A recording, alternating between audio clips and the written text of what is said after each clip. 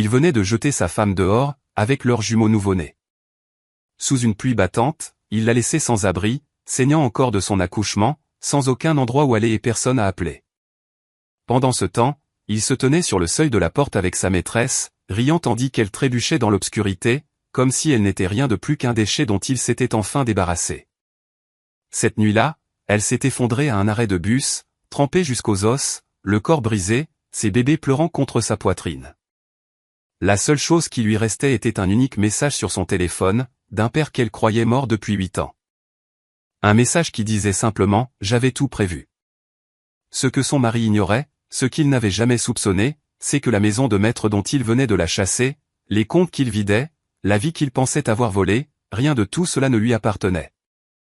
Et dans 3 semaines, Manon le Grand franchirait à nouveau ses portes d'une manière qui ferait voler en éclats tout ce qu'il croyait savoir sur le pouvoir, le contrôle et la véritable propriété de son univers tout entier.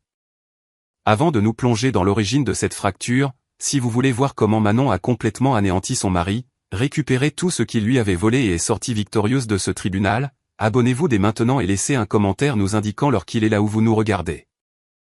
Croyez-moi, vous ne voulez pas manquer ce qui va suivre. La pluie frappait la peau de Manon comme des balles de plomb alors qu'elle se tenait pieds nus sur les marches de marbre. Ses jumeaux nouveau-nés étaient pressés contre sa poitrine, leur petit corps fragile blotti contre elle. Derrière elle, la maison de maître en Touraine rayonnait d'une lumière dorée, chaude et inaccessible, tel un souvenir qu'elle ne pouvait plus revendiquer. Sa chemise de nuit, fine et usée, lui collait au corps, entièrement trempée, mais le froid ne parvenait pas à l'atteindre. Rien ne l'atteignait, sauf le poids de ses bébés et le son assourdissant de la porte qui claquait derrière elle. « Tu es un poids mort, Manon, pars. » Sa voix avait été plate, mécanique, comme s'il lisait un script répété des centaines de fois. Léo Fournier se tenait dans l'encadrement de la porte, flanqué de 2 gardes de sécurité, ses yeux vides de tout ce qu'ils avaient autrefois contenu. Ou peut-être avait-il toujours été vide. Peut-être avait-elle simplement été trop amoureuse pour le remarquer. « Léo, s'il te plaît. » Sa voix se brisa. « Les jumeaux n'ont que 3 jours. Laisse-moi juste rester jusqu'au matin. S'il te plaît. » Il ne s'y a même pas. « Tu m'as entendu. » Dehors. Derrière lui, Zoé Durand apparut. La femme qui avait été son assistante, sa confidente, son excuse pour les nuits tardives et les voyages d'affaires. Elle portait le peignoir de Manon, celui en soie que Léo lui avait offert pour Noël dernier. Le sourire de Zoé était lent et satisfait, comme si elle venait de remporter un prix qu'elle convoitait depuis des années. « C'est gênant, » dit Zoé, sa voix dégoulinant d'une fausse sympathie. « Peut-être aurais-tu dû être plus utile. » Les mains de Manon se resserrèrent autour de ses bébés. L'un d'eux gémit, un son minuscule qui déchira le silence de la pluie. Elle voulait crier, se battre, exiger des réponses, mais son corps se remettait encore de la césarienne, ses points de suture tiraillant à chaque respiration. Elle n'avait plus de force pour la rage. Seulement pour la survie. « Je t'ai tout donné, » murmura Manon. 6 ans, Léo. 6 ans de ma vie. Et qu'ai-je obtenu en retour? Léo s'avança, le visage déformé par le mépris. Une femme incapable d'organiser un simple dîner sans me mettre dans l'embarras. Une femme dont la famille n'avait rien à offrir. Tu étais une œuvre de charité, Manon. Je t'ai épousée par pitié. Les mots la frappèrent comme des coups de poing. Manon recula en chancelant, ses pieds nus glissant sur la pierre humide. Elle se rattrapa, ajusta la position des jumeaux et se força à respirer. La voix de sa mère résonna dans son esprit, une leçon apprise dans l'enfance. Quand ils pensent que tu es brisé, c'est là que tu observes. C'est là que tu apprends. C'est là que tu te prépares. Très bien. La voix de Manon se raffermit. Je m'en vais. Elle tourna le dos et descendit les marches. Chacune était une agonie. Chacune était mesurée. La valise dans sa main libre semblait peser 1 tonne. Derrière elle, elle entendit le rire de Zoé, aigu et cruel. Regarde là, Léo. Elle ne va même pas se battre. Léo ne dit rien. La porte se referma. La lumière resta allumée. Manon atteignit le portail en fer forgé et s'arrêta. Les rues s'étendaient devant elle, vides et sombres. La pluie redoubla d'intensité. L'un des jumeaux se mit à pleurer, un vagissement qui perça la nuit. Puis l'autre se joignit à lui, leur voix petite et désespérée. Elle n'avait nulle part où aller. Pas de famille, pas d'argent. Son téléphone avait 3% de batterie. Son corps hurlait de douleur et de fatigue. Chut, mes bébés, chut. Elle les berça doucement, sa voix se brisant. Maman est là. Maman est là. Elle ne savait pas si elle mentait. Puis son téléphone vibra. Une fois, 2 fois. Elle changea les jumeaux de position, sortit le téléphone de sa poche et fixa l'écran. Un message d'un numéro inconnu. Ton père avait tout prévu. Le souffle de Manon se coupa. Son père était mort depuis 8 ans. Une crise cardiaque, soudaine. Parti avant qu'elle ne puisse lui dire au revoir. Quelle était cette mauvaise blague? Un autre message apparut. Ouvre la pièce jointe. Ne fais confiance à personne. Attends. Ses doigts tremblaient alors qu'elle tapotait l'écran. Un fichier vidéo se chargea, lent et granuleux. Puis son visage apparut. Son père, plus âgé que dans ses souvenirs, plus mince, mais c'était indubitablement lui. Ses yeux étaient vifs, concentrés, brûlants d'une intensité qu'elle ne lui avait jamais vue. Manon. Sa voix grésilla à travers le haut-parleur du téléphone. Si tu regardes ceci, cela signifie que tout ce que je craignais est arrivé. Cela signifie que Léo a montré sa vraie nature et que tu es seul. Des larmes brouillèrent sa vision. Elle pressa le téléphone plus près, comme si elle pouvait traverser l'écran pour le toucher. Je savais que cela pourrait arriver, continua son père. J'ai vu comment il te regardait. La façon dont il regardait ta mère et moi, comme si nous étions inférieurs à lui, comme si tu n'étais qu'un tremplin. Alors je me suis préparé. Tout ce dont tu as besoin t'attend. La maison de maître que tu viens de quitter, elle est à toi. Les comptes qu'il utilise, ils sont à toi. Chaque euro qu'il a dépensé, chaque mensonge qu'il a raconté, chaque parcelle de sécurité qu'il pense avoir, tout est construit sur quelque chose que je contrôlais. Et maintenant, c'est toi qui le contrôles. Les genoux de Manon fléchirent. Elle s'affaissa sur le trottoir, les jumeaux toujours pressés contre sa poitrine. Non, murmura-t-elle. Non, c'est impossible. Il y a une avocate, dit son père. Elle s'appelle Sandrine Moreau. Elle a tout. Les documents, les titres de propriété, les enregistrements. Elle le surveille depuis 3 ans. Elle les surveille, attendant ce moment. Appelle-la demain matin. N'appelle pas ce soir. Ne réagis pas. Laisse-le croire qu'il a gagné. Laisse-le célébrer. Laisse-le s'installer confortablement. Et puis, Manon, tu reprends tout. La vidéo se termina. L'écran devint noir. Manon resta assise là, la pluie s'abattant sur elle, les jumeaux pleurant contre sa poitrine, et quelque chose en elle changea. L'humiliation ne disparut pas. La douleur ne s'estompa pas. Mais en dessous, quelque chose de plus dur commença à se former. Quelque chose de froid, de tranchant et de patient. Elle se leva, ajusta les jumeaux et se mit à marcher. Un arrêt de bus brillait au loin, un petit abri avec un banc. Elle l'atteignit, s'effondra sur le siège et serra les jumeaux contre elle. Ils se calmèrent, sentant les battements de son cœur, sa chaleur. Elle fixa la rue vide et pensa à Léo, à Zoé, à la maison de maître et à la vie qu'elle venait de perdre. À travers la ville, sur un toit terrasse, Léo levait un verre de vin. Zoé se drapait sur ses genoux en riant. La liberté a bon goût, n'est-ce pas? Ronronna-t-elle.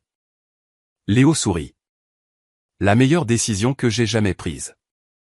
Il ne savait pas que chaque lumière dans cette maison, chaque euro sur ses comptes, chaque parcelle de sécurité qu'il ressentait était sur le point de disparaître. Il ne savait pas que la femme qu'ils avaient rejetée planifiait déjà son retour. Il ne savait pas que l'humiliation qu'ils avaient infligée était l'étincelle qui allait réduire leur monde en cendres. Manon serra ses jumeaux plus fort et murmura dans la pluie, « Je vous protégerai. Je gagnerai. Et ils ne me verront jamais venir. » Le matin arriva, gris et froid. Le genre de matin où le monde semblait avoir oublié la couleur. Manon était assise dans l'appartement de Madame Dubois, enveloppée dans des couvertures qui sentaient la lavande et les vieux souvenirs, fixant son téléphone comme s'il détenait les réponses à des questions qu'elle ne savait pas comment poser. Les jumeaux dormaient dans un berceau improvisé à côté d'elle, leur petite poitrine se soulevant et s'abaissant en un rythme parfait. Madame Dubois, sa voisine âgée qu'il avait toujours traitée comme la fille qu'elle avait perdue des années auparavant, versait un thé léger dans des tasses ébréchées et ne disait rien. Parfois, le silence était la seule gentillesse qui avait un sens. Les mains de Manon tremblaient alors qu'elle rejouait la vidéo de son père pour la 3e fois. Son visage remplissait le petit écran, plus âgé et usé, mais ses yeux brûlaient d'une clarté qui lui faisait mal à la poitrine. « Ton père avait tout prévu », disait le message. Mais comment ? Comment un homme mort pouvait-il se préparer à une trahison 8 ans à l'avance ? Comment un homme qui avait travaillé comme chef d'entrepôt toute sa vie pouvait-il posséder une maison de maître valant des millions ? Rien dans les 12 dernières heures n'avait de sens. Et pourtant, elle était là, tenant la preuve que tout ce qu'elle croyait savoir sur sa vie avait été un mensonge. « Tu dois manger quelque chose », dit doucement Madame Dubois, en posant un bol de bouillon de légumes sur la table. Manon secoua la tête. « Je ne peux pas. » Pas encore. Madame Dubois s'assit en face d'elle, ses mains ridées jointes sur ses genoux. Cet homme t'a jeté dehors comme un déchet. Tes bébés n'ont même pas une semaine. Et maintenant tu me dis que ton père, que Dieu ait son âme, t'a laissé quelque chose. Manon, tu dois être prudente. Les gens riches n'abandonnent pas le pouvoir facilement. Manon hocha la tête, mais son esprit était déjà ailleurs. La vidéo avait mentionné un portail, un point d'accès caché intégré dans le message. Elle l'avait trouvé aux premières heures du matin, niché à l'intérieur d'un symbole qu'elle avait failli manquer. Son père avait toujours été prudent, délibéré, le genre d'homme qui mesurait 2 fois avant de couper une fois. Elle tapota de nouveau le symbole, et le portail s'ouvrit, révélant des fichiers, des documents, des feuilles de calcul, des papiers juridiques avec des noms et des chiffres qui lui donnèrent le vertige. « Qu'est-ce que c'est que tout ça ?» murmura-t-elle. Le premier document était un acte de fiducie. La fiducie famille Legrand, établie il y a 20 ans, la désignant comme unique bénéficiaire sous certaines conditions. La maison de maître en Touraine, celle dont Léo l'avait expulsée, était répertoriée comme propriété de la fiducie. Pas sa propriété à lui, ni même une propriété commune. La sienne. La prise de conscience la frappa comme une vague. Elle fit défiler plus loin. Compte bancaire, portefeuille d'investissement, police d'assurance, tout sous le contrôle de son père, tout conçu pour s'activer au moment où elle serait trahie ou abandonnée. Comment le savait-il ? Comment avait-il vu cela venir alors qu'elle avait été si aveugle ? Manon. La voix de Madame Dubois la ramena à la réalité. Qu'est-ce qui ne va pas ? On dirait que tu as vu un fantôme. Je crois que c'est le cas, dit Manon, sa voix à peine un murmure. Elle cliqua sur un autre fichier, et une autre vidéo commença à jouer. Son père apparut de nouveau, mais cette fois, il regardait directement la caméra comme s'il pouvait la voir, comme s'il était assis juste en face d'elle. Si tu regardes cette deuxième vidéo, cela signifie que tu as trouvé le portail. Bien. Cela signifie que tu es prête à écouter. Sa voix était stable, calme, la même voix qui lui lisait des histoires pour s'endormir quand elle était petite. Je veux que tu comprennes quelque chose, Manon. Je n'étais pas seulement un chef d'entrepôt. C'était la couverture. L'histoire que je racontais pour te protéger. Je travaillais dans la gestion d'actifs pour des gens très riches. Des gens qui avaient besoin que leur argent soit caché, protégé, déplacé discrètement. J'étais bon à ça. Trop bon. Et au fil des ans, j'ai construit quelque chose pour moi. Quelque chose pour toi. Le souffle de Manon se bloqua dans sa gorge. Madame Dubois se pencha plus près, les yeux écarquillés. Qu'est-ce qu'il dit ? Il dit qu'il m'a menti, murmura Manon. Toute ma vie, il m'a menti. Son père continua. J'ai vu Léo la première fois que tu l'as ramené à la maison. J'ai vu la façon dont il regardait notre maison, les bijoux de ta mère, toi, comme si tu étais quelque chose qu'il pouvait utiliser. J'ai engagé des enquêteurs. Je l'ai surveillé, et toutes mes craintes se sont réalisées. Il t'a épousé pour l'accès, pour l'apparence de stabilité, pour les relations qu'il pensait que ta famille n'avait pas. Mais il ne savait rien de moi, de ce que j'avais construit, de ce que j'avais caché. La vidéo montrait une série de documents défilant sur l'écran, chacun tamponné et notarié. La maison de maître a été achetée par le biais d'une société écran que je contrôlais. Léo pense que son nom est sur l'acte de propriété parce que je me suis assuré qu'il envoie un faux.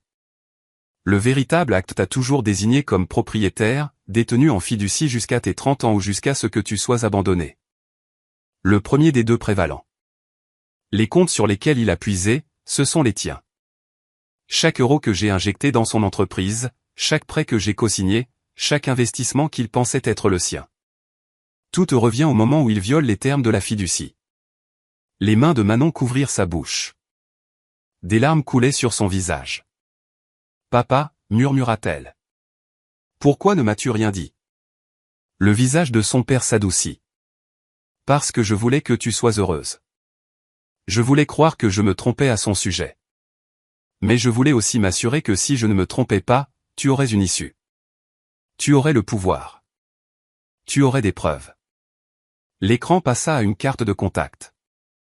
Sandrine Moreau, avocate, un numéro de téléphone, une adresse. Sandrine surveille Léo depuis 3 ans. Elle a des enregistrements, des relevés financiers, des preuves d'infidélité, de fraude, tout ce dont tu auras besoin. Mais Manon, écoute-moi. N'agis pas trop vite. Laisse-le croire qu'il a gagné. Laisse-le s'installer. Laisse-le faire des erreurs. Et puis, quand le moment sera venu, tu reprends tout. Pas avec colère, pas avec violence. Avec des preuves, avec la loi, avec patience. La vidéo se termina. Manon resta assise dans un silence stupéfait, le téléphone brillant encore dans ses mains. Madame Dubois tendit la main sur la table et lui serra le poignet. Tu le crois? Manon hocha lentement la tête. Je ne sais pas comment, mais oui, je le crois. Alors qu'est-ce que tu vas faire? Manon regarda les jumeaux, dormant toujours paisiblement, leur petit visage parfait et inconscient. Elle pensa à Léo, à Zoé, à la façon dont ils avaient ri alors qu'elle s'éloignait. Elle pensa à la maison de maître, à la vie qu'elle avait perdue, à l'humiliation qui brûlait encore dans sa poitrine.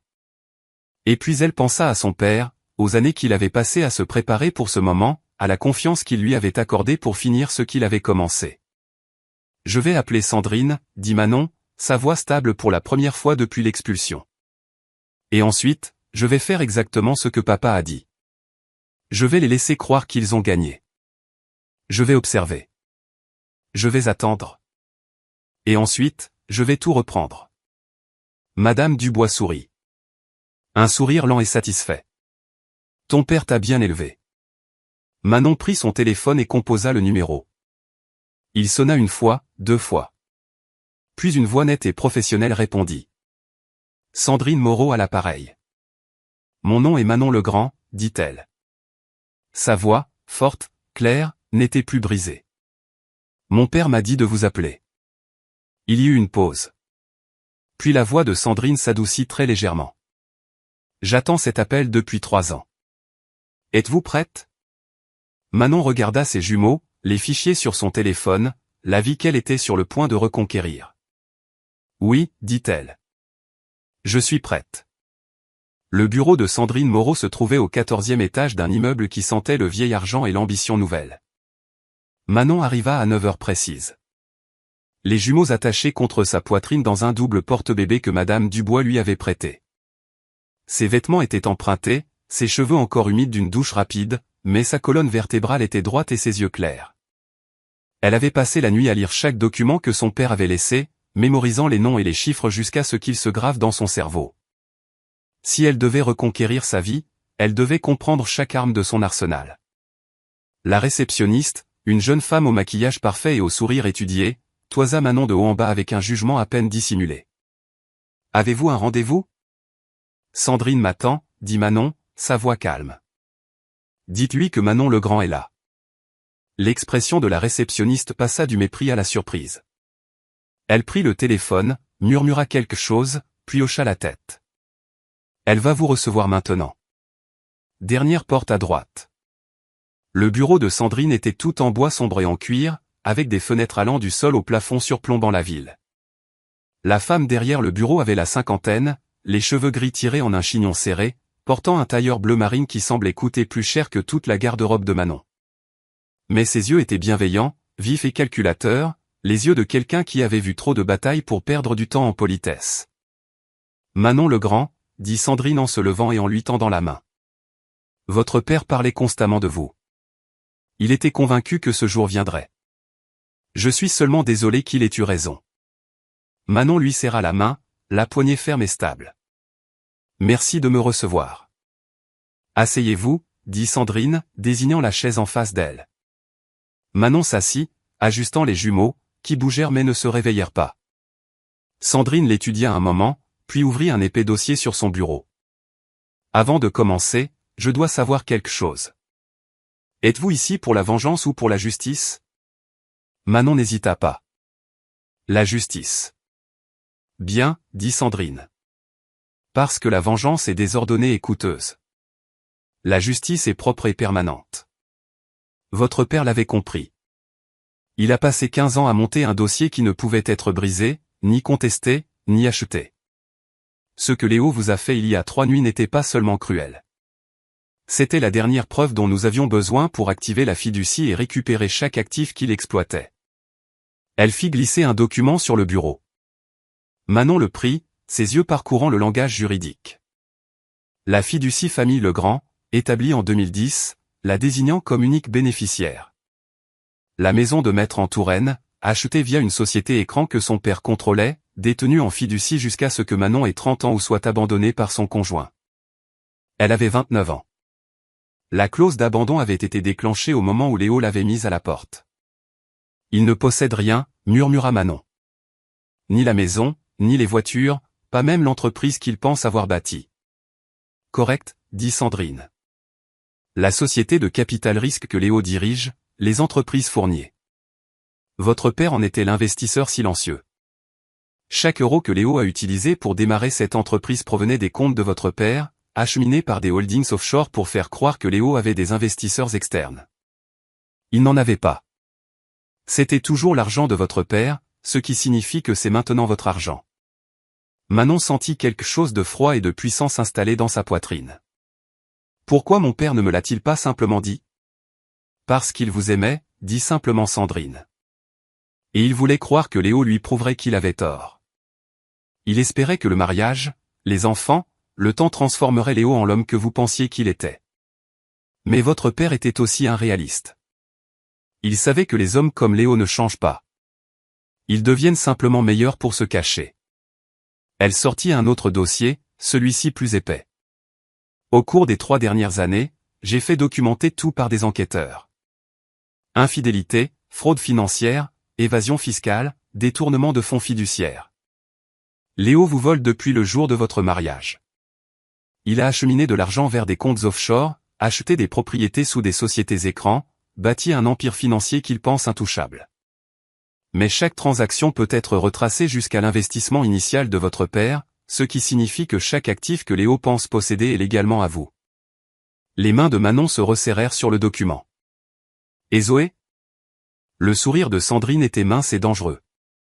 Zoé Durand est un cas intéressant. Elle est sur la liste de paie de Léo depuis 4 ans, officiellement comme son assistante de direction. Officieusement, elle est sa maîtresse depuis 3 ans. Il se trouve aussi qu'elle détourne des fonds de l'entreprise. De petites sommes au début, mais cela a augmenté. Léo ne le sait pas parce qu'il est trop arrogant pour vérifier ses propres comptes. Mais nous le savons. Et le moment venu, elle tombera avec lui. Manon regarda les jumeaux, leur petit visage paisible contre sa poitrine. Je ne veux pas qu'ils connaissent leur père comme un criminel. Alors nous serons stratégiques, dit Sandrine. Nous ne le détruirons pas. Nous reprendrons simplement ce qui est à vous et le laisserons vivre avec les conséquences de ses choix. Mais Manon, vous devez comprendre quelque chose. Ce ne sera pas rapide. Nous devons le laisser s'installer. Le laisser croire qu'il a gagné. Le laisser faire des erreurs. Plus il deviendra confiant, plus il sera négligent. Et quand il sera le plus vulnérable, nous frapperons. Manon hocha lentement la tête. Combien de temps? Des semaines. Peut-être un mois. Nous avons besoin de documentation. Nous avons besoin de témoins. Et nous avons besoin qu'il s'incrimine lui-même. Pouvez-vous être patiente? Manon pensa à la pluie, aux marches de marbre froides, au son de la porte qui claque. Elle pensa au sourire de Zoé, au mépris de Léo, à la façon dont il l'avait renvoyée comme si elle n'était rien. Oui, dit-elle. Je peux être patiente. Sandrine se pencha en arrière dans son fauteuil, son expression approbatrice. Bien.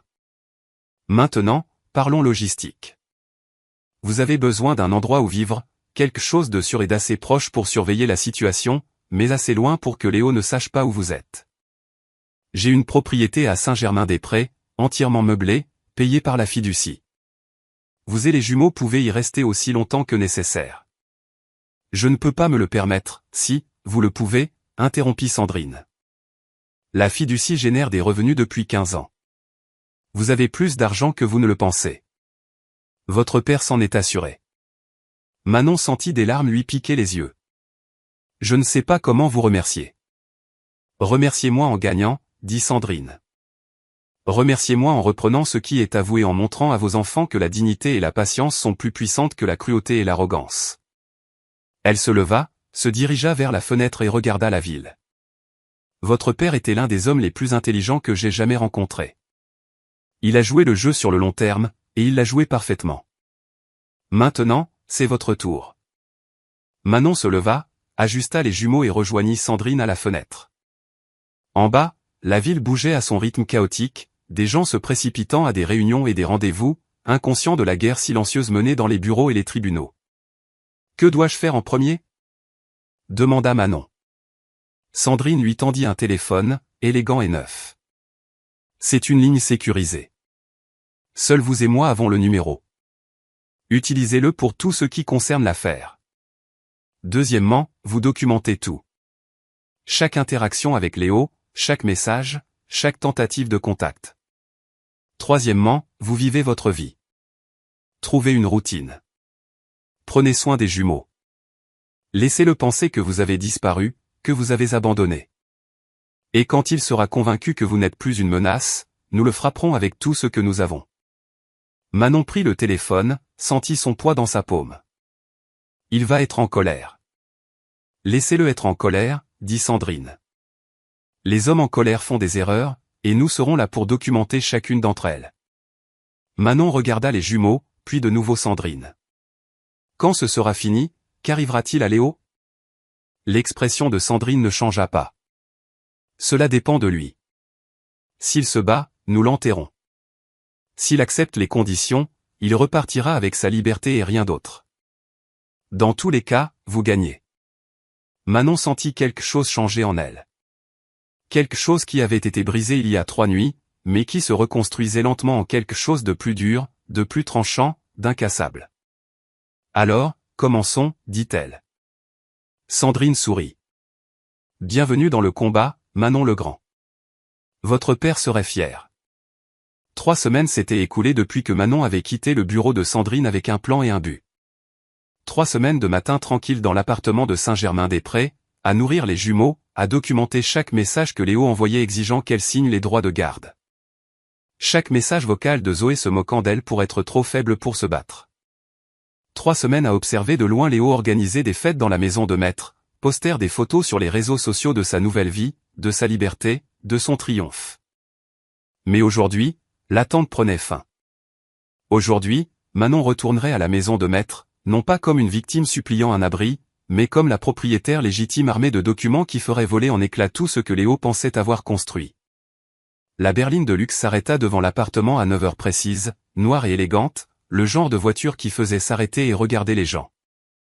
Le chauffeur, un homme nommé James qui avait travaillé pour son père des années auparavant, ouvrit la portière avec une légère révérence. « Mademoiselle Legrand, dit-il, sa voix respectueuse. Êtes-vous prête ? Manon se regarda une dernière fois dans le miroir.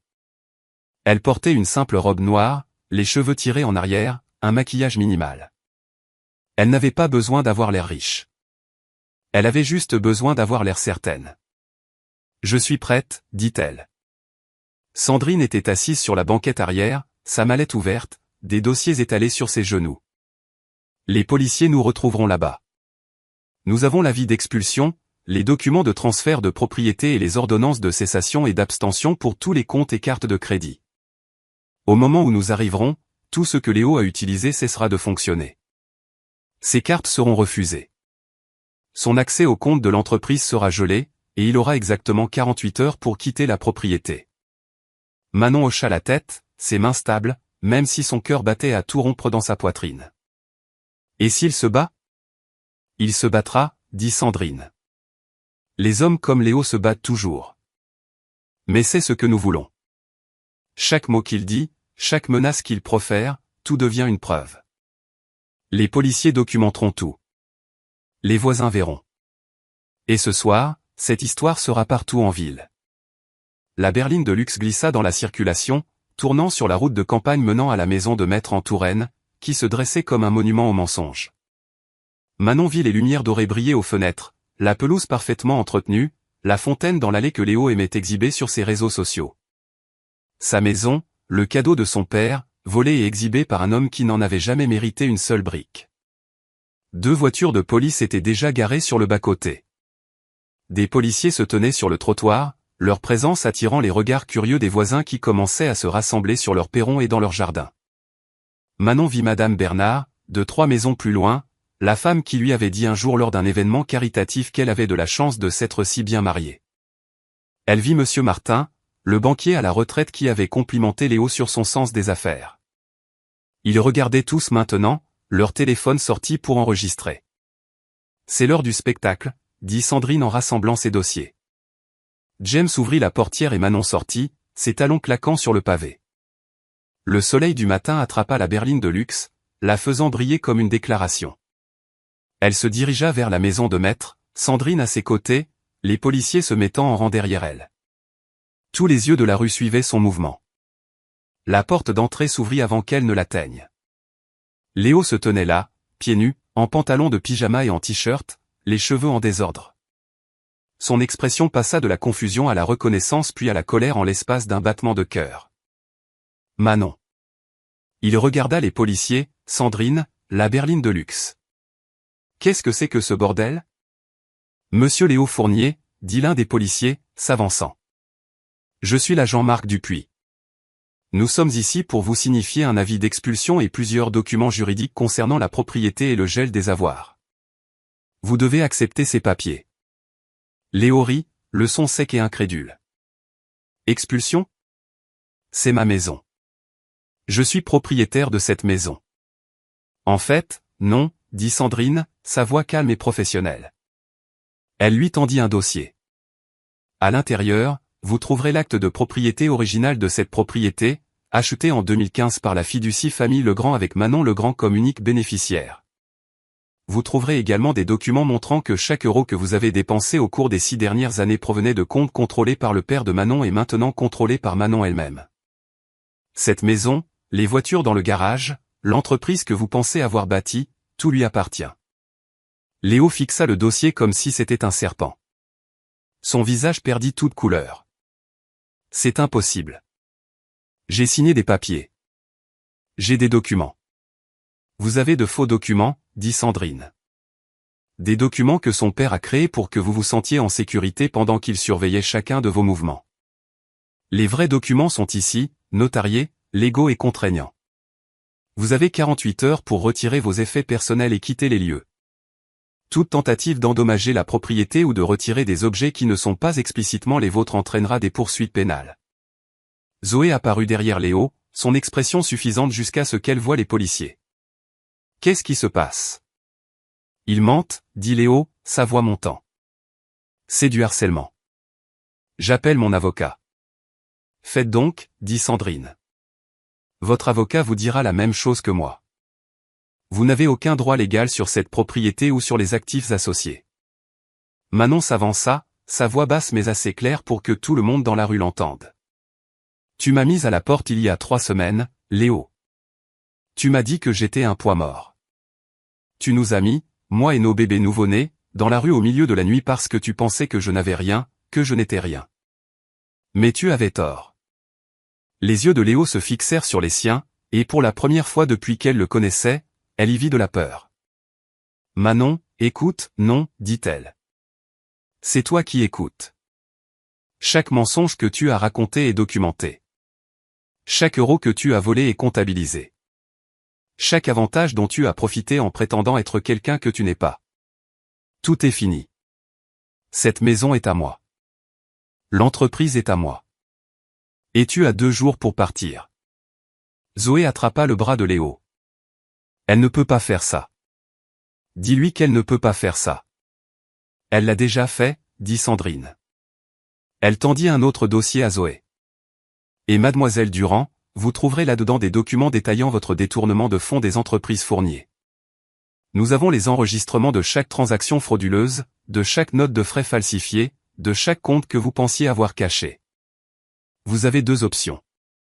Rendre l'argent et démissionner discrètement, ou faire face à des poursuites pénales. C'est votre choix. Le visage de Zoé devint blanc. Le dossier glissa de ses mains et des papiers s'éparpillèrent sur le sol en marbre. Léo se tourna vers les policiers. C'est insensé. Vous ne pouvez pas croire tout ce qu'elle dit. L'expression de l'agent Dupuis ne changea pas. Monsieur, nous ne sommes pas ici pour débattre de la propriété. Nous sommes ici pour signifier des documents légaux. Si vous avez un litige, vous devrez le régler au tribunal, mais d'ici là, vous devez vous conformer à l'avis d'expulsion. Les voisins étaient plus proches maintenant, leur téléphone levé, enregistrant chaque seconde. Manon pouvait entendre leurs murmures, le choc et la fascination dans leur voix. Elle se tourna pour leur faire face, sa voix portant à travers la pelouse. Pendant 6 ans, j'ai vécu dans cette maison en tant qu'épouse de Léo. Je lui ai donné tout ce que j'avais.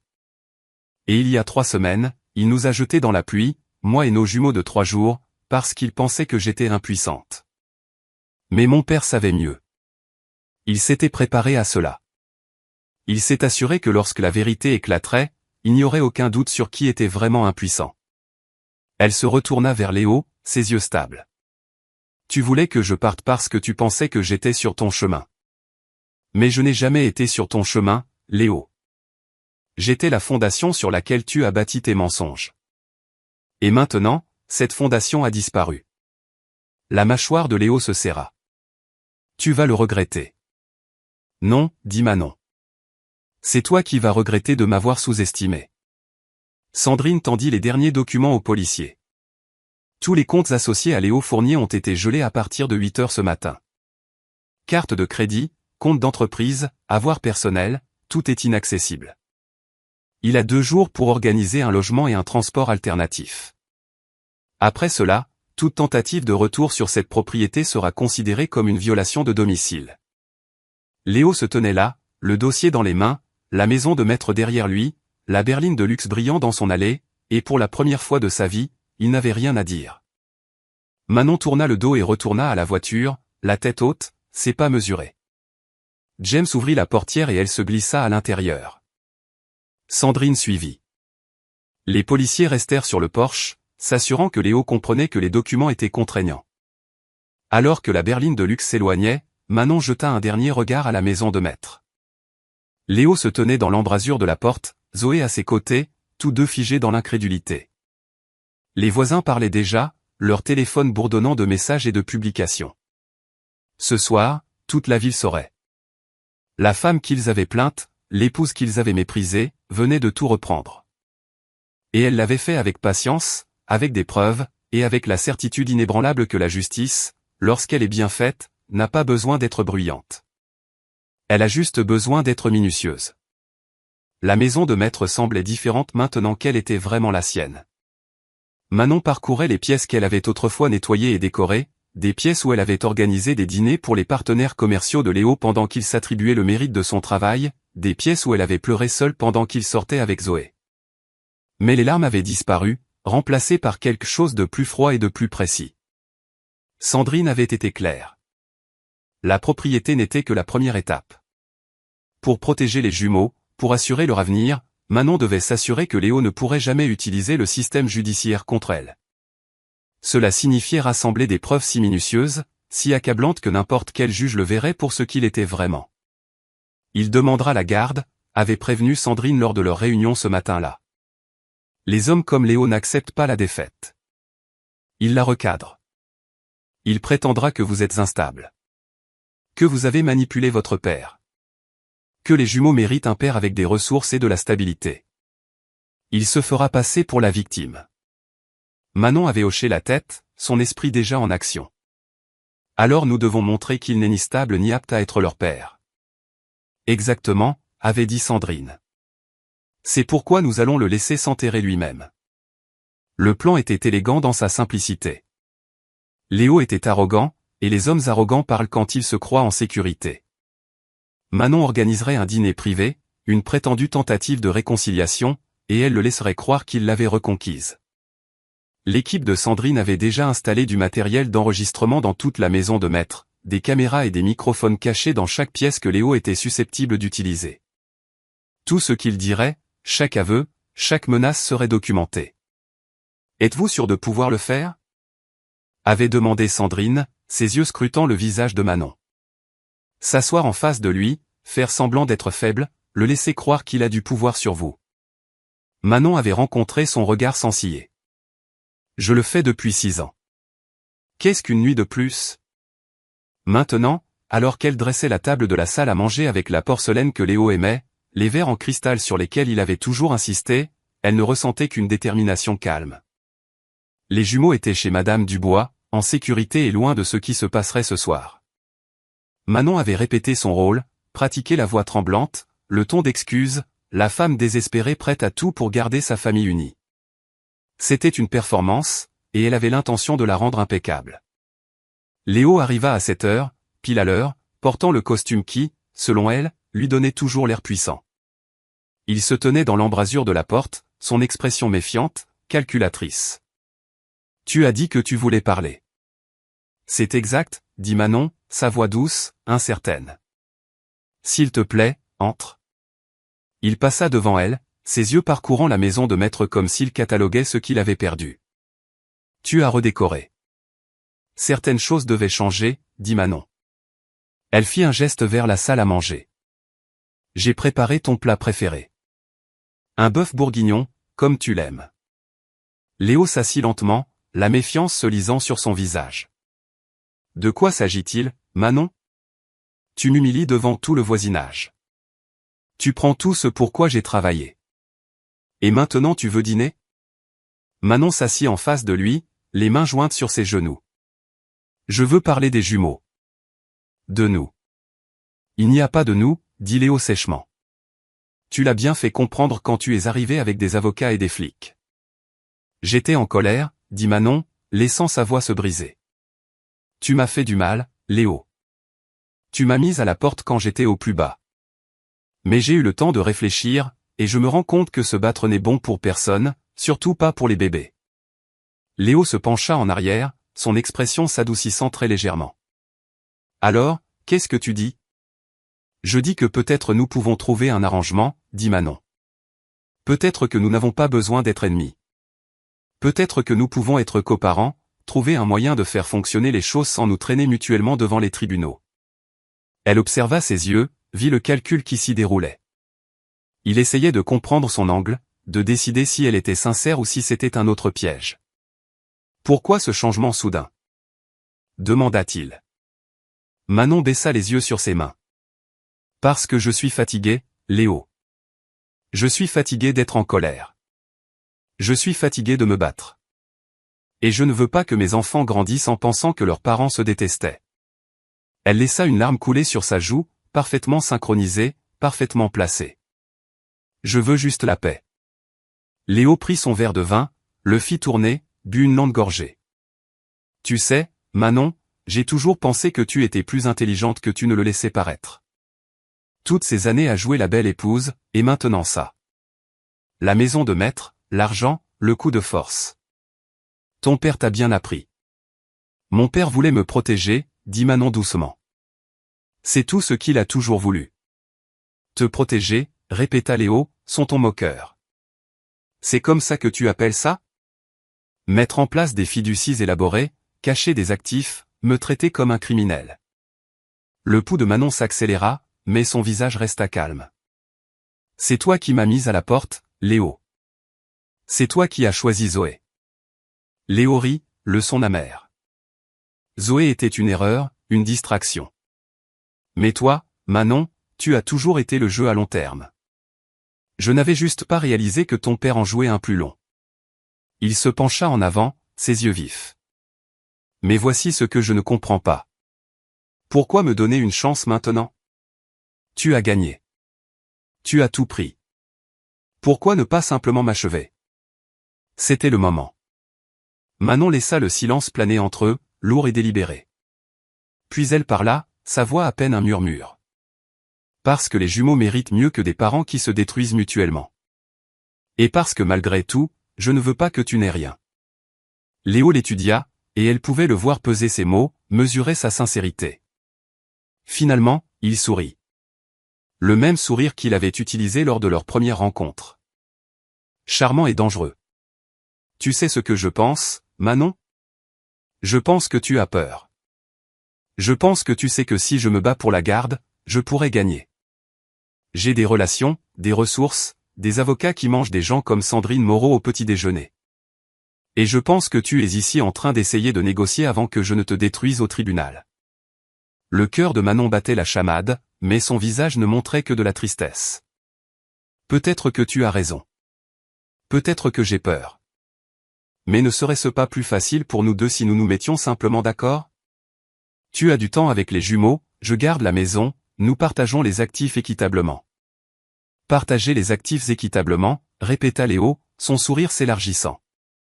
Après que ton père m'ait tout volé. Il n'a rien volé, dit Manon. C'était toujours à moi. Vraiment? Léo se pencha plus près, sa voix baissant pour devenir intime et menaçante. Où a-t-il manipulé les documents de fiducie d'un vieil homme mourant pour que ça en ait l'air? Parce que j'ai des avocats qui se penchent là-dessus, Manon. Et si nous trouvons des irrégularités, le moindre soupçon de fraude ou d'abus de faiblesse, tout s'effondrera sur toi. Manon se força à paraître effrayée. Il n'y a eu aucune fraude. Nous verrons, dit Léo. Il prit sa fourchette, coupa dans le bœuf bourguignon et en prit une bouchée. C'est bon. Tu as toujours été une bonne cuisinière. Ils mangèrent dans un silence tendu. Manon jouant son rôle. Léo devenant de plus en plus à l'aise à chaque minute qui passait. Au moment du dessert, il parlait librement, sa garde baissée par le vin et la conviction qu'il avait repris le dessus. Tu veux savoir la vérité, Manon? Je t'ai épousée parce que je te pensais contrôlable. Douce, naïve, désespérée d'amour. Je pensais que je pourrais construire mon empire en utilisant les relations de ton père et ensuite te jeter quand je n'aurais plus besoin de toi. Et ça a presque marché. Manon garda les yeux baissés. Presque. Le problème, c'était ton père, continua Léo, sa voix pâteuse de vin et d'arrogance. Il était plus intelligent qu'il n'en avait l'air, toutes ces années à prétendre être un simple chef d'entrepôt alors qu'il cachait des millions. Je l'ai sous-estimé. Je ne ferai pas cette erreur avec toi. Manon leva les yeux, son regard rencontrant le sien. Qu'est-ce que ça veut dire? Léo sourit, et c'était la chose la plus froide qu'elle ait jamais vue. Ça veut dire que je vais demander la garde exclusive. Pas parce que je veux élever ces enfants, mais parce qu'ils sont un moyen de pression. Tu les veux? Tu signeras la moitié de la fiducie, la moitié des actifs, la moitié de tout. Sinon, je te traînerai au tribunal pendant des années. Je te ferai passer pour instable, inapte, dangereuse, et quand j'en aurai fini, tu auras de la chance d'obtenir des visites supervisées. Manon sentit la glace s'installer dans sa poitrine. C'était là. L'aveu que Sandrine avait dit qu'il ferait. La preuve de ses intentions, de sa manipulation, de son mépris total pour ses propres enfants. Tu utiliserais tes propres bébés comme moyen de pression, murmura Manon, laissant le choc colorer sa voix. Ce ne sont pas des bébés, Manon. Ce sont des actifs. Tout comme cette maison, tout comme la fiducie, tout comme tout le reste. Léo se leva, jeta sa serviette sur la table. Merci pour le dîner. Et pour m'avoir montré à quel point tu es désespéré. Mes avocats te contacteront. Il se dirigea vers la porte et Manon se leva. Sa voix était stable maintenant. La performance était terminée. Léo. Il se retourna. Oui. Tu devrais savoir quelque chose, dit Manon. Chaque mot que tu viens de dire a été enregistré. Chaque aveu, chaque menace, chaque preuve dont j'avais besoin pour prouver que tu es inapte à élever ces jumeaux. Tout est documenté. Le visage de Léo se figea. Quoi? Manon se dirigea vers le buffet, ouvrit un tiroir et en sortit un petit appareil d'enregistrement. Audio et vidéo. Partout dans cette maison. Sandrine m'a prévenu que tu ferais ça. Elle a dit, les hommes comme toi disent toujours la vérité quand ils pensent avoir gagné. Léo se jeta sur elle, mais Manon recula, son téléphone déjà à la main. J'ai déjà envoyé des copies à Sandrine, au juge aux affaires familiales et à ma sauvegarde sécurisée. Tu fais un pas de plus, et j'appelle la police. Tu me menaces encore, et cela devient une preuve d'intimidation domestique. Tu essaies de te battre pour la garde, et chaque juge de cette ville te verra admettre que tu ne veux pas de tes enfants. Tu veux juste les utiliser comme des armes. Léo resta figé, le visage rouge de rage. Tu m'as piégé. Non, dit Manon. Je t'ai donné une chance d'être décent. Tu as choisi d'être exactement celui que tu as toujours été. Et maintenant, tout le monde le saura. Léo croyait qu'il avait encore des cartes à jouer. 3 jours après le désastre du dîner, après que ses avocats lui eurent dit que les enregistrements avaient été obtenus légalement et étaient recevables au tribunal, après que Zoé eut cessé de répondre à ses appels en réalisant qu'il était ruiné, il décida d'organiser une fête. Pas n'importe quelle fête, mais une célébration sur le toit-terrasse de l'hôtel Belle Époque, le genre d'événement où l'élite de la ville se réunissait pour voir et être vue. Il envoya des invitations à chaque associé, chaque personnalité mondaine, chaque personne qui avait jamais compté dans son monde. Le message était clair, je suis toujours debout. Je suis toujours puissant. Et la petite victoire de Manon le Grand n'était qu'un revers temporaire. Manon entendit parler de la fête par Sandrine, qui en avait entendu parler de 3 sources différentes quelques heures après l'envoi des invitations. Il est désespéré, dit Sandrine au téléphone. Les hommes désespérés font des choses stupides. Devrions-nous nous inquiéter ? Demanda Manon. Elle était dans la chambre des enfants, regardant les jumeaux dormir, leurs petites mains recroquevillées en poing. Inquiète ? Non, dit Sandrine. Préparée ? Oui. J'ai déjà envoyé notre équipe sous couverture, bien sûr. Des photographes, des journalistes, même quelques invités stratégiquement placés qui me doivent des faveurs. Quoi qu'il arrive ce soir, nous le documenterons. Et si Léo fait ce que je pense qu'il va faire, il nous donnera le dernier clou pour son cercueil. Manon sentit une lueur de quelque chose de sombre et de satisfait. Que penses-tu qu'il va faire ? Il va se vanter, dit simplement Sandrine. Il boira trop, s'entourera de gens qui lui diront ce qu'il veut entendre, et il parlera de vous, des jumeaux, de ses projets. Et nous enregistrerons chaque mot. Le toit-terrasse de l'hôtel Belle Époque était décoré comme une page de magazine. Des guirlandes lumineuses blanches tendues entre des piliers de verre. Des tours de verre de vin brillant sous les toits de la ville. Léo se tenait au centre de tout cela, portant un smoking qu'il avait loué à crédit, souriant comme s'il possédait le monde au lieu de lui devoir de l'argent. Zoé était remarquablement absente. Les invités qui avaient daigné venir, et ils étaient moins nombreux qu'ils ne l'avaient espéré, se mêlaient avec une distance polie, leur conversation prudente, leurs yeux curieux. Tout le monde avait entendu les rumeurs. Tout le monde savait que quelque chose s'était passé avec sa femme, sa maison, son entreprise. Mais personne ne connaissait toute l'histoire, et Léo avait l'intention de contrôler le récit.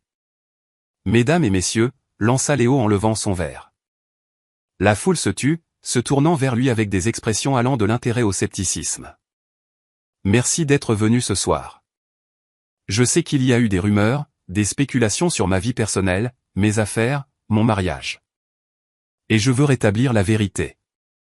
Il but une longue gorgée de vin, son sourire s'élargissant. Ma femme, bientôt ex-femme, Manon le Grand, a répandu des mensonges sur moi. Elle a utilisé l'argent et l'influence de son père pour essayer de détruire tout ce que j'ai construit. Mais voici ce qu'elle ne comprend pas. J'ai bâti mon entreprise de mes propres mains, avec ma propre intelligence, ma propre vision. Et aucune manipulation juridique ne changera cela. La foule murmura, certains hochant la tête, d'autres échangeant des regards. Dans le coin, partiellement cachée derrière une colonne décorative, se tenait une femme nommée Chloé Dubois, l'une des enquêtrices les plus fiables de Sandrine. Elle tenait son téléphone au niveau de la taille, la caméra enregistrant, capturant chaque mot, chaque geste. À côté d'elle, un jeune journaliste nommé Clément Rousseau ajustait sa position pour avoir un meilleur angle. Léo continua, sa voix devenant plus forte, plus confiante. Manon pense qu'elle peut utiliser nos enfants comme moyen de pression. Des jumeaux nés il y a quelques semaines à peine, et elle les utilise déjà comme des armes. Elle me les cache, me refuse l'accès, et essaie de me faire passer pour un père indigne. Mais laissez-moi vous dire quelque chose. Il marqua une pause pour les faits. Je n'ai pas besoin de ces enfants pour prouver qui je suis. Je suis Léo Fournier. J'ai créé les entreprises Fournier à partir de rien. Je suis devenu quelqu'un que cette ville respecte. Et si Manon pense qu'elle peut me prendre ça, elle est plus folle que je ne le pensais. Quelques invités bougèrent, mal à l'aise. Nicolas Martin, un capital risqueur qui avait connu le père de Manon, fronça les sourcils et posa son verre. Léo, lança-t-il. N'est-il pas vrai que les entreprises Fournier ont été principalement financées par des investisseurs externes? Léo balaya la question d'un geste de la main. Financement initial, bien sûr. Mais la vision, l'exécution, le succès, c'était entièrement moi. Et n'est-il pas également vrai, continua Nicolas, sa voix stable, que ces investisseurs externes étaient en fait contrôlés par le père de Manon via des comptes offshore? Le sourire de Léo vacilla. C'est une fausse représentation. Vraiment? Insista Nicolas. Parce que j'ai vu les documents. Jean Legrand a été mon client pendant 15 ans. Je sais exactement comment il a structuré ses avoirs et je sais qu'il ne vous a jamais fait confiance. Le toit-terrasse devint silencieux. Le visage de Léo vira au rouge. Vous ne savez pas de quoi vous parlez. Je sais que Jean m'a appelé 2 semaines avant de mourir, dit Nicolas calmement. Il m'a dit qu'il s'inquiétait pour le mariage de sa fille. Il m'a demandé d'être témoin pour certains documents qu'il signait, des documents qui protégeaient Manon au cas où vous montreriez un jour votre vrai visage. Et de là où je suis, Léo, il semble qu'il avait raison de s'inquiéter. Léo claqua son verre sur la table la plus proche. Dehors. C'est ma fête. Dehors. Nicolas sourit, un sourire mince et entendu. En fait, c'est la fête de l'hôtel. Vous ne faites que louer l'espace. Et étant donné que votre carte de crédit a été refusée lorsque vous avez essayé de payer la compte, je dirais que l'hôtel pourrait avoir quelques questions sur la facture de ce soir. Les murmures s'intensifièrent. Les invités sortirent leur téléphone, certains envoyant des SMS, d'autres publiant déjà. Les mains de Léo se serrèrent en poing. C'est un mensonge. Mes comptes sont temporairement gelés à cause de complications juridiques. Mais j'ai des ressources. J'ai du pouvoir. Tu n'as rien. Une voix s'éleva de la foule. Zoé s'avança, et un instant le visage de Léo s'illumina de soulagement, mais son expression était froide, ses yeux durs. Zoé, dis-leur. Dis-leur la vérité. La vérité? Zoé rit. La vérité, c'est que tu es fauché, Léo. La vérité, c'est que chaque compte dont tu te vantais, chaque investissement que tu prétendais être le tien, tout appartenait à Manon. Tu as vécu de l'argent de son père pendant 6 ans, et tu étais trop arrogant pour le réaliser. Léo se jeta sur elle, mais la sécurité s'interposa. Tu savais, siffla Léo. Tu savais depuis le début. Bien sûr que je savais, dit Zoé. Pourquoi crois-tu que je suis resté? Je prélevais sur les comptes que tu croyais contrôler. De petites sommes au début, puis de plus grosses. Tu n'as jamais rien remarqué. Parce que tu étais trop occupé à jouer au grand homme. Mais maintenant que l'argent a disparu, je disparais aussi. Elle se tourna vers la foule. Et pour ceux qui se posent la question, Manon Legrand a des preuves de tout. Chaque fraude, chaque mensonge, chaque crime que Léo a commis en se croyant intouchable. Elle monte un dossier depuis des semaines. Et quand il sera rendu public, vous tous ici présents serez interrogés sur ce que vous saviez et quand vous l'avez su. Le toit-terrasse se vida plus vite qu'il ne s'était rempli. Les invités prirent leurs manteaux, appelèrent leur chauffeur, disparurent dans les ascenseurs sans se retourner. En quelques minutes, seul Léo resta, debout, seul sous les lumières blanches, son smoking paraissant soudain bon marché, son sourire disparu, sa main tremblante. Chloé Dubois sortit de derrière la colonne, son téléphone enregistrant toujours. Monsieur Fournier, souhaitez-vous faire une déclaration officielle? Léo la regarda, les yeux hagards. Qui êtes-vous? Je travaille pour Sandrine Moreau, dit Chloé calmement.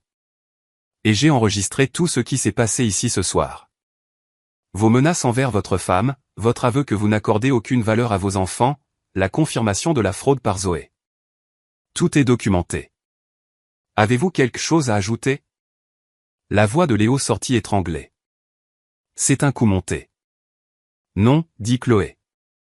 C'est la justice. Vous avez organisé une fête publique et fait des déclarations publiques. Rien de ce soir n'était privé ou protégé. Et maintenant, tous les grands médias de la ville ont des images de vous en train de craquer devant les gens que vous essayez d'impressionner. Elle baissa son téléphone. Manon Legrand vous envoie ses salutations. Léo s'effondra sur une chaise, la tête entre les mains. La ville s'étendait devant lui, les lumières scintillant dans l'obscurité, indifférente à sa chute. Il pensait pouvoir reconstruire sa réputation, reconquérir son pouvoir et prouver que la victoire de Manon était temporaire. Au lieu de cela, il avait fait exactement ce qu'elle avait prédit. Il s'était détruit devant des témoins, créant des preuves si accablantes qu'aucun avocat ne pourrait les déformer. Aucun juge ne pourrait les ignorer. De l'autre côté de la ville, dans la maison de maître qui lui revenait de droit, Manon était assise dans la chambre des enfants, regardant les jumeaux dormir. Son téléphone vibra avec un message de Sandrine. C'est fait. Il a tout avoué devant 40 témoins. Nous le tenons.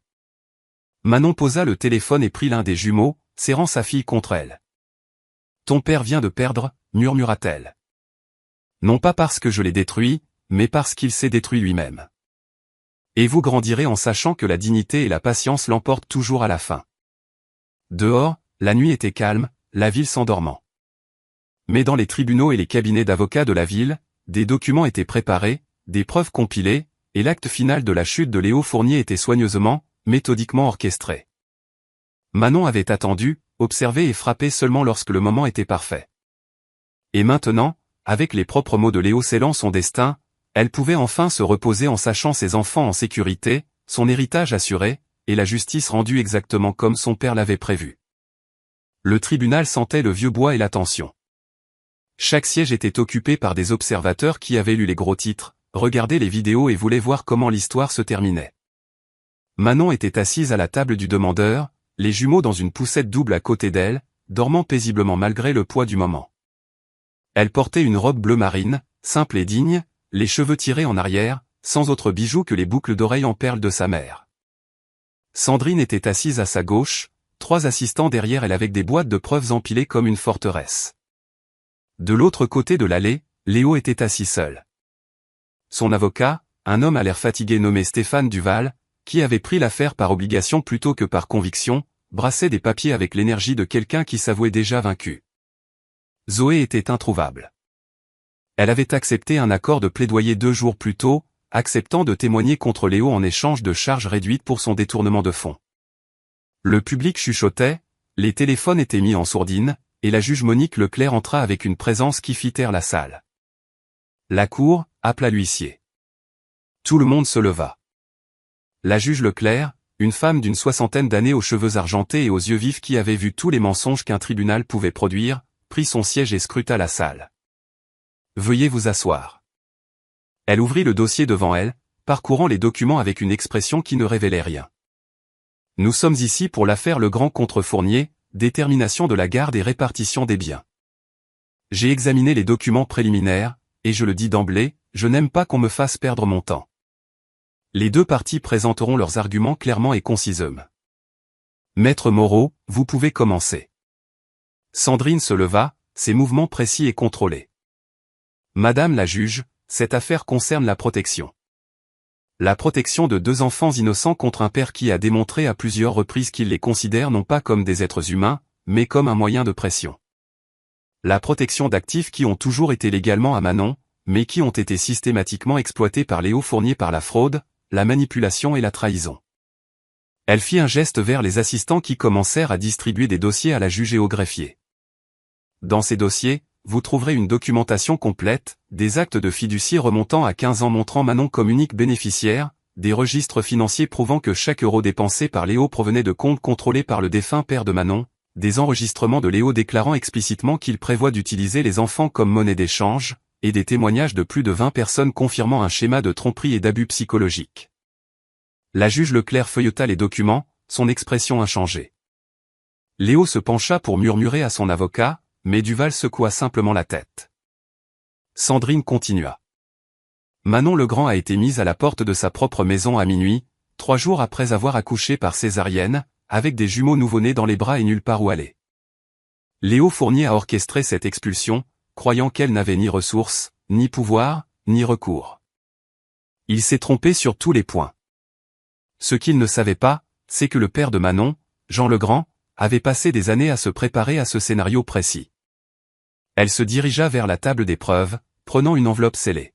« Madame la juge, j'aimerais verser au dossier un enregistrement vidéo réalisé par Jean Legrand 6 mois avant sa mort. Il y expose explicitement ses inquiétudes concernant le caractère de Léo, ses raisons pour établir la fiducie, et ses instructions pour Manon si jamais elle avait besoin de protection. » La juge Leclerc hocha la tête. « Diffusez-le. » Les lumières du tribunal s'atténuèrent légèrement alors qu'un écran descendait. Le visage de Jean Legrand apparut, plus âgé et plus mince que Manon ne s'en souvenait, mais sa voix était forte et claire. « Mon nom est Jean Legrand. J'enregistre ceci le 15 mars 2017 en présence de mon avocate, Sandrine Moreau, et du témoin Nicolas Martin. Si cette vidéo est diffusée, cela signifie que ma fille Manon a été trahie par son mari, Léo Fournier, et que les protections que j'ai mises en place sont maintenant actives. » Le tribunal était silencieux, à l'exception de la voix de Jean. Manon sentit des larmes lui piquer les yeux mais garda son regard fixe. J'ai créé la fiducie Famille Legrand en 2010 lorsque Manon m'a présenté Léo pour la première fois. Je ne lui faisais pas confiance à l'époque, et tout ce que j'ai observé depuis a confirmé mes soupçons. Il a épousé ma fille pour l'accès, pour l'apparence de légitimité, et pour les avantages financiers qu'il supposait venir avec notre famille. Ce qu'il ne sait pas, c'est que j'ai passé 30 ans dans la protection d'actifs, à cacher et sécuriser des fortunes pour des clients qui avaient besoin de discrétion. J'ai utilisé ces mêmes compétences pour protéger Manon. L'image de Jean se pencha en avant, son expression intense. La maison de Maître en Touraine est détenue en fiducie pour Manon, achetée par des sociétés écrans que Léo ne pourra jamais retracer. Chaque investissement qu'il pense avoir fait avec son propre argent a en réalité été financé par des comptes que je contrôlais. J'ai documenté chaque transaction, chaque mensonge, chaque moment de manipulation. Et j'ai donné pour instruction à Sandrine de ne divulguer ces informations que lorsque Manon sera en sécurité et prête à récupérer ce qui lui appartient. La vidéo se termina. Les lumières se rallumèrent. L'expression de la juge Leclerc était passée de neutre à quelque chose de plus dur, de plus concentré. « Maître Duval, votre client souhaite-t-il contester l'un des documents fournis ?» Stéphane Duval se leva lentement. « Madame la juge, mon client maintient qu'il a agi de bonne foi tout au long de son mariage, qu'il n'était pas conscient de l'étendue de l'implication financière de Jean Legrand, et que sa principale préoccupation est le bien-être de ses enfants. » Vraiment ? Le ton de la juge Leclerc était sec. Elle regarda directement Léo. « Monsieur Fournier, levez-vous. » Léo se leva, le visage pâle. « Monsieur Fournier, j'ai examiné les enregistrements soumis par l'équipe de Maître Moreau. Des enregistrements où vous déclarez explicitement, et je cite, « Je n'ai pas besoin de ces enfants pour prouver qui je suis et ce ne sont pas des bébés, ce sont des actifs. » Niez-vous avoir fait ces déclarations ? La bouche de Léo s'ouvrit, mais aucun son n'en sortit. « Répondez à la question, » dit sèchement la juge Leclerc. J'étais en colère, réussit finalement à dire Léo. J'ai dit des choses que je ne pensais pas. Vous les avez dites à plusieurs reprises, dans plusieurs contextes, à plusieurs personnes, dit la juge Leclerc. Vous les avez dites lors d'un dîner privé avec votre femme, lors d'une fête publique devant 40 témoins, et dans des messages textes à des associés qui ont été soumis comme preuve. Ce ne sont pas des dérapages sous le coup de l'émotion. Ce sont des expressions cohérentes de vos véritables sentiments envers vos enfants. Elle feuilleta d'autres documents. J'ai aussi des témoignages du personnel de maison, des voisins et des associés décrivant un schéma d'abus psychologique envers Manon Legrand, la rabaissant en public, contrôlant ses finances, l'isolant de ses amis et de sa famille. Monsieur Fournier, vous vous présentez comme une victime de manœuvres juridiques, mais les preuves vous montrent comme un manipulateur qui s'est fait prendre. Léo tenta de parler, mais la juge Leclerc leva la main. Je n'ai pas fini. Ce qui me dérange le plus dans cette affaire, c'est votre manque total de remords. Même maintenant, debout dans mon tribunal avec des preuves accablantes de votre inconduite, vous maintenez que vous êtes la partie lésée. Cela me dit tout ce que j'ai besoin de savoir sur votre caractère et votre aptitude à être un parent. Elle se tourna vers Manon. Madame Legrand, veuillez vous lever. Manon se leva, ses jambes stables malgré l'émotion qui la parcourait. Vous avez traversé une épreuve qui briserait la plupart des gens, dit la juge Leclerc, sa voix plus douce maintenant. Vous avez été trahi par quelqu'un en qui vous aviez confiance, expulsé de votre maison en convalescence d'un accouchement, et forcé de reconstruire votre vie avec 2 nouveau-nés dépendants de vous. Pourtant, vous l'avez fait avec dignité, patience et respect du processus légal. Cela en dit long sur votre caractère. La juge Leclerc baissa les yeux sur ses notes. Je statue comme suit, la garde physique et légale principale des enfants mineurs est accordée à Manon Legrand. Léo Fournier se voit accorder des visites supervisées un week-end sur 2, sous réserve de la réussite d'un cours de parentalité et d'une thérapie de gestion de la colère. Tous les actifs actuellement détenus dans la fiducie famille Legrand restent sous le contrôle de Manon car ils lui ont toujours légalement appartenu. Léo Fournier est condamné à quitter la propriété en Touraine dans les 7 jours et il lui est interdit de contacter Manon, sauf par l'intermédiaire d'un conseil juridique concernant les questions relatives aux enfants. Le marteau tomba, le son sec et final. Léo s'effondra sur sa chaise, le visage entre les mains. Stéphane Duval rassembla ses papiers avec l'efficacité résignée d'un homme qui savait que ce résultat était inévitable. Sandrine se pencha vers Manon. C'est fini. Vous avez gagné. Mais Manon ne se sentait pas triomphante. Elle se sentait fatiguée, soulagée et triste de ce qui aurait pu être si Léo avait été différent, s'il avait été l'homme qu'elle croyait qu'il était. Les jumeaux s'agitèrent dans leur poussette, l'un d'eux émettant un son doux. Manon se pencha, ajusta leur couverture et murmura, « Vous êtes en sécurité maintenant. » Maman s'est assurée que vous êtes en sécurité. Le tribunal commença à se vider. Les observateurs sortant pour appeler leurs amis, mettre à jour leurs réseaux sociaux et répandre la nouvelle que Manon Legrand avait tout gagné. Nicolas Martin s'approcha, son expression bienveillante. « J'en serais fier de vous. » « Merci, dit Manon. D'avoir été là quand il avait besoin d'un témoin. D'avoir cru en lui. C'était l'un des hommes les plus intelligents que j'ai jamais connus, dit Nicolas. Et vous êtes comme lui. Patiente, stratégique, inébranlable quand ça compte. Léo se leva, son avocat le guidant vers la sortie. Il s'arrêta à la table de Manon, ses yeux rencontrant les siens. Un instant, elle pensa qu'il pourrait s'excuser, montrer une lueur de l'homme qu'elle avait autrefois aimé. Mais son expression se durcit. Ce n'est pas fini. Si, ça l'est, dit Manon doucement. La juge a statué. Les preuves sont publiques. Tu n'as aucun moyen de pression, aucun pouvoir, et aucun droit sur tout ce que j'ai. C'est fini, Léo. Et la seule question maintenant est de savoir si tu acceptes cela avec dignité ou si tu détruis le peu de réputation qu'il te reste. Il la fixa, et elle vit le moment où il réalisa qu'elle avait raison. Le combat quitta ses épaules. Il tourna le dos et s'éloigna sans un autre mot. Sandrine commença à emballer les boîtes de preuves, son équipe se déplaçant avec une efficacité bien rodée. « Qu'est-ce qui se passe maintenant ?» demanda Manon. « Maintenant, vous rentrez chez vous, » dit Sandrine. « Vous élevez vos enfants. Vous restaurez la fondation de votre père. Vous vivez la vie que vous étiez toujours censé vivre, libre de manipulation et de peur. » Manon prit son sac à main, vérifia une dernière fois les jumeaux et se dirigea vers les portes du tribunal. Le couloir au-delà était rempli de caméras et de journalistes, tous voulant des déclarations, des réactions, des détails. Mais l'équipe de sécurité de Sandrine forma un corridor, guidant Manon à travers sans s'arrêter. « Madame Legrand, que ressentez-vous après cette décision ?» cria un journaliste. Manon s'arrêta un instant et regarda la foule. « Je sens que justice a été faite. Pas seulement pour moi, mais pour mes enfants. Et j'espère que quiconque regarde ceci, à qui on a dit qu'il était impuissant, qu'on a fait se sentir petit, comprendra que la patience et la vérité l'emportent toujours à la fin. » Elle sortit à la lumière du soleil, les jumeaux en sécurité à ses côtés, et pour la première fois depuis des semaines, elle s'autorisa à sourire. Le jugement du tribunal était terminé. Le plan de son père avait fonctionné. Et maintenant, enfin, elle pouvait commencer la vie qu'il avait protégée pour elle. La vie qu'elle avait gagnée par la force, la stratégie et une dignité inébranlable. 3 semaines après la victoire au tribunal, Manon pensait que la guerre était terminée. Elle s'était installée dans un rythme avec les jumeaux, les tétés du matin et les promenades de l'après-midi dans le voisinage, où les gens ne chuchotaient plus mais souriaient avec respect.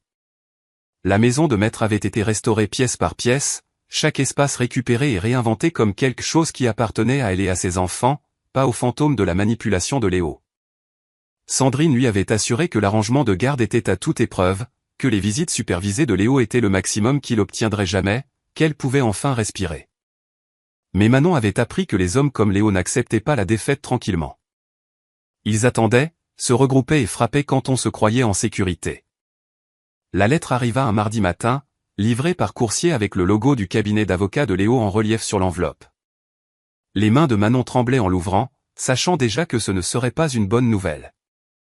À l'intérieur se trouvait une demande de modification de garde en urgence. 40 pages d'arguments juridiques affirmant que Manon était une mère inapte, qu'elle avait manipulé le système judiciaire en utilisant la richesse de son père, que les jumeaux méritaient un foyer stable à 2 parents, et que Léo avait connu une croissance personnelle significative dans les semaines suivant la décision. Il invoque l'unité familiale, dit Manon au téléphone, la voix tendue. Sandrine resta silencieuse 3 secondes de trop. Qu'est-ce que ça veut dire ? Insista Manon. Qu'est-ce que vous ne me dites pas ? Ça veut dire qu'il a trouvé un nouvel angle, dit Sandrine prudemment. Il ne prétend pas que vous êtes une mauvaise mère. Il prétend que la division de la garde est préjudiciable aux enfants, qu'ils ont besoin que les 2 parents soient impliqués de manière égale, et que la seule façon d'y parvenir est une garde conjointe complète avec lui ayant la résidence principale. Manon sentit la glace s'installer dans son estomac. Mais le juge a déjà statué. Il a perdu. Les juges peuvent être saisis de demandes de modification si les circonstances changent ou si de nouvelles preuves apparaissent, expliqua Sandrine. Léo prétend avoir terminé sa thérapie, qu'il a réglé ses problèmes de colère, et qu'il comprend maintenant l'importance de la paternité. Il se présente comme un homme réformé. C'est un mensonge, dit Manon. Il y a 3 semaines, il appelait les jumeaux des actifs. Maintenant, il est le père de l'année. Je sais, dit Sandrine. Et nous prouverons que c'est un mensonge. Mais Manon, il y a autre chose dans cette requête. Quelque chose qui m'inquiète. La prise de Manon se resserra sur le téléphone. Quoi ? Il demande un audit complet de la fiducie famille Legrand.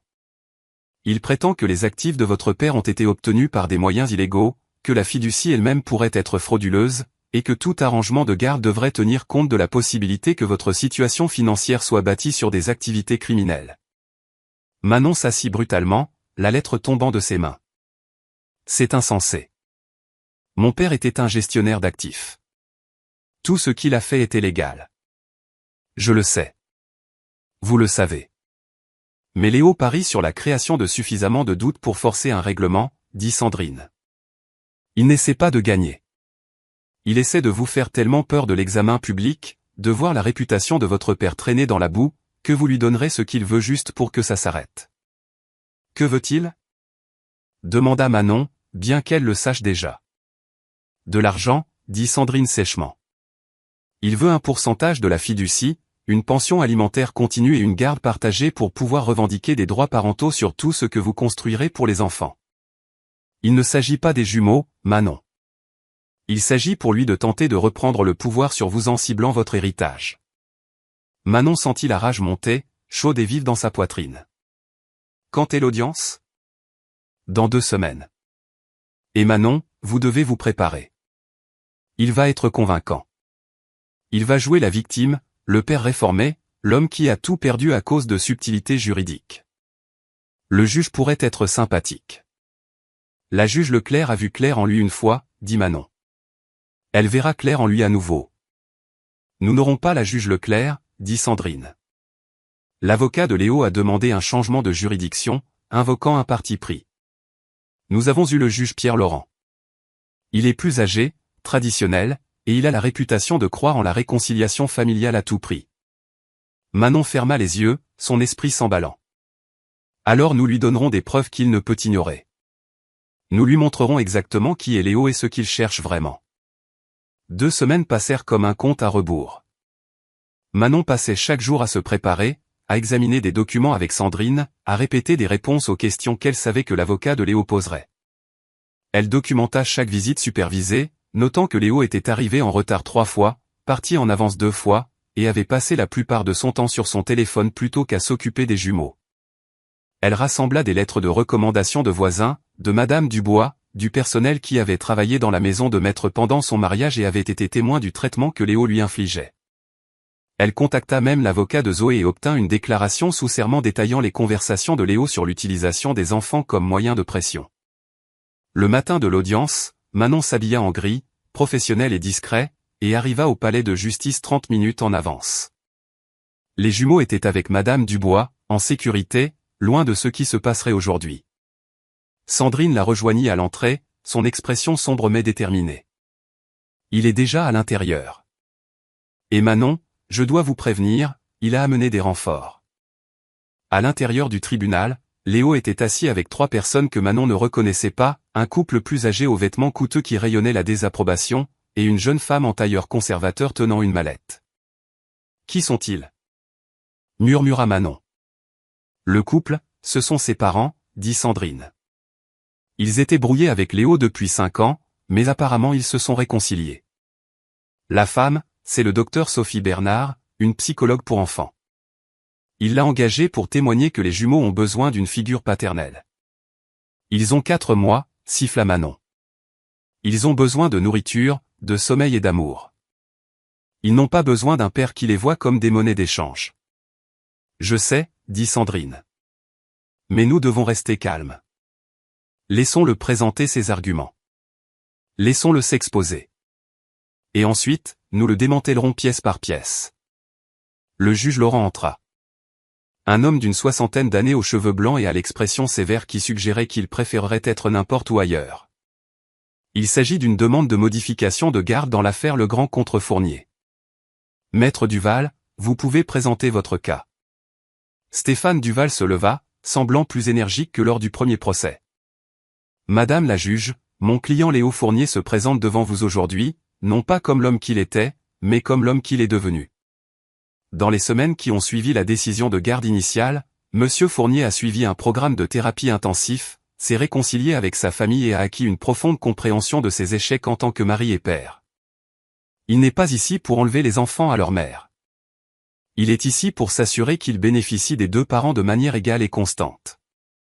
Il fit un geste vers Léo, qui se leva et s'approcha de la barre des témoins. Léo avait l'air différent, remarqua Manon avec un frisson. Ses cheveux étaient coupés plus courts, son costume était modeste au lieu d'être tape à accent graveleuil, et son expression était celle d'une humble contrition. C'était une performance soigneusement élaborée et parfaitement exécutée. Monsieur Fournier, commença Duval. Pouvez-vous dire à la cour ce que vous avez appris au cours du dernier mois? Léo hocha la tête, sa voix douce et mesurée. J'ai appris que j'étais égoïste, que j'ai priorisé ma carrière et mon ego au détriment de ma famille, que j'ai blessé la femme que j'ai épousée et que j'ai manqué à mes devoirs envers les enfants que j'ai mis au monde. Je ne demande pas à la cour de me pardonner. Je demande la chance d'être le père que mes enfants méritent. Le juge Laurent se pencha en avant. Vous avez suivi une thérapie? Oui, madame la juge. 12 séances intensives avec le docteur Patricia Vidal, sans lien avec la juge précédente, axées sur la gestion de la colère, la communication et les compétences parentales.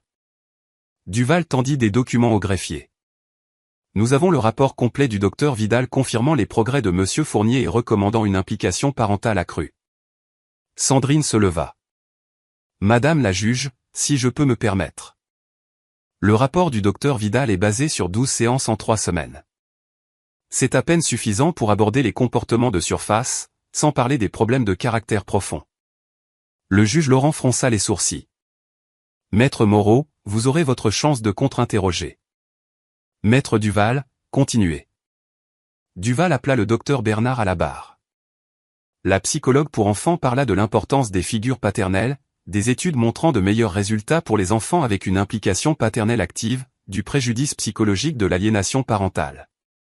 Tout était général, tout était théorique, rien de spécifique aux jumeaux ou au comportement réel de Léo, mais cela semblait convaincant, surtout livré avec le ton calme et professionnel du docteur Bernard. Puis ce fut le tour de Sandrine. Elle se leva, se dirigea vers la barre des témoins et fixa le docteur Bernard d'un regard direct. Docteur Bernard, avez-vous rencontré les jumeaux Legrand? Non. Avez-vous interrogé Manon Legrand? Non. Avez-vous examiné l'une des preuves de l'audience de garde initiale, y compris les enregistrements de Léo Fournier déclarant explicitement qu'il considère ses enfants comme des actifs plutôt que des êtres humains? Le docteur Bernard hésita. On m'a fourni des informations de base limitées. Limitées? Répéta Sandrine. Donc, votre témoignage est entièrement basé sur des principes généraux plutôt que sur les circonstances spécifiques de cette affaire. J'ai été engagé pour fournir un contexte d'expert, dit le docteur Bernard, son ton défensif. Contexte, dit Sandrine. Pas d'épreuves, pas d'observations, juste de la théorie. Merci, docteur. Pas d'autres questions. Sandrine appela ses propres témoins.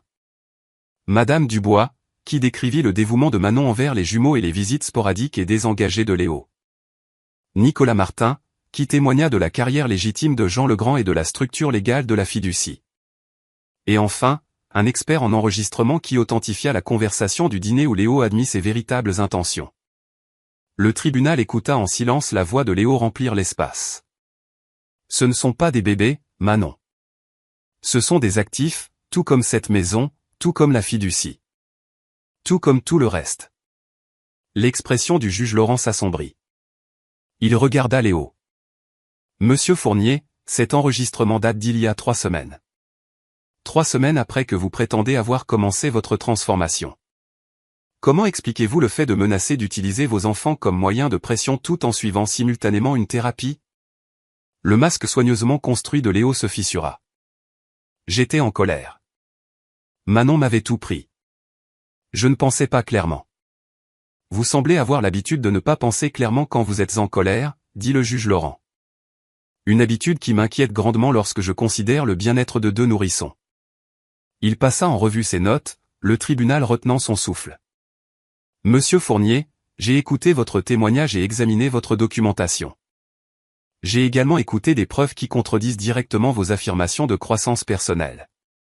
12 séances de thérapie n'effacent pas 6 ans de manipulation et d'abus psychologiques documentés.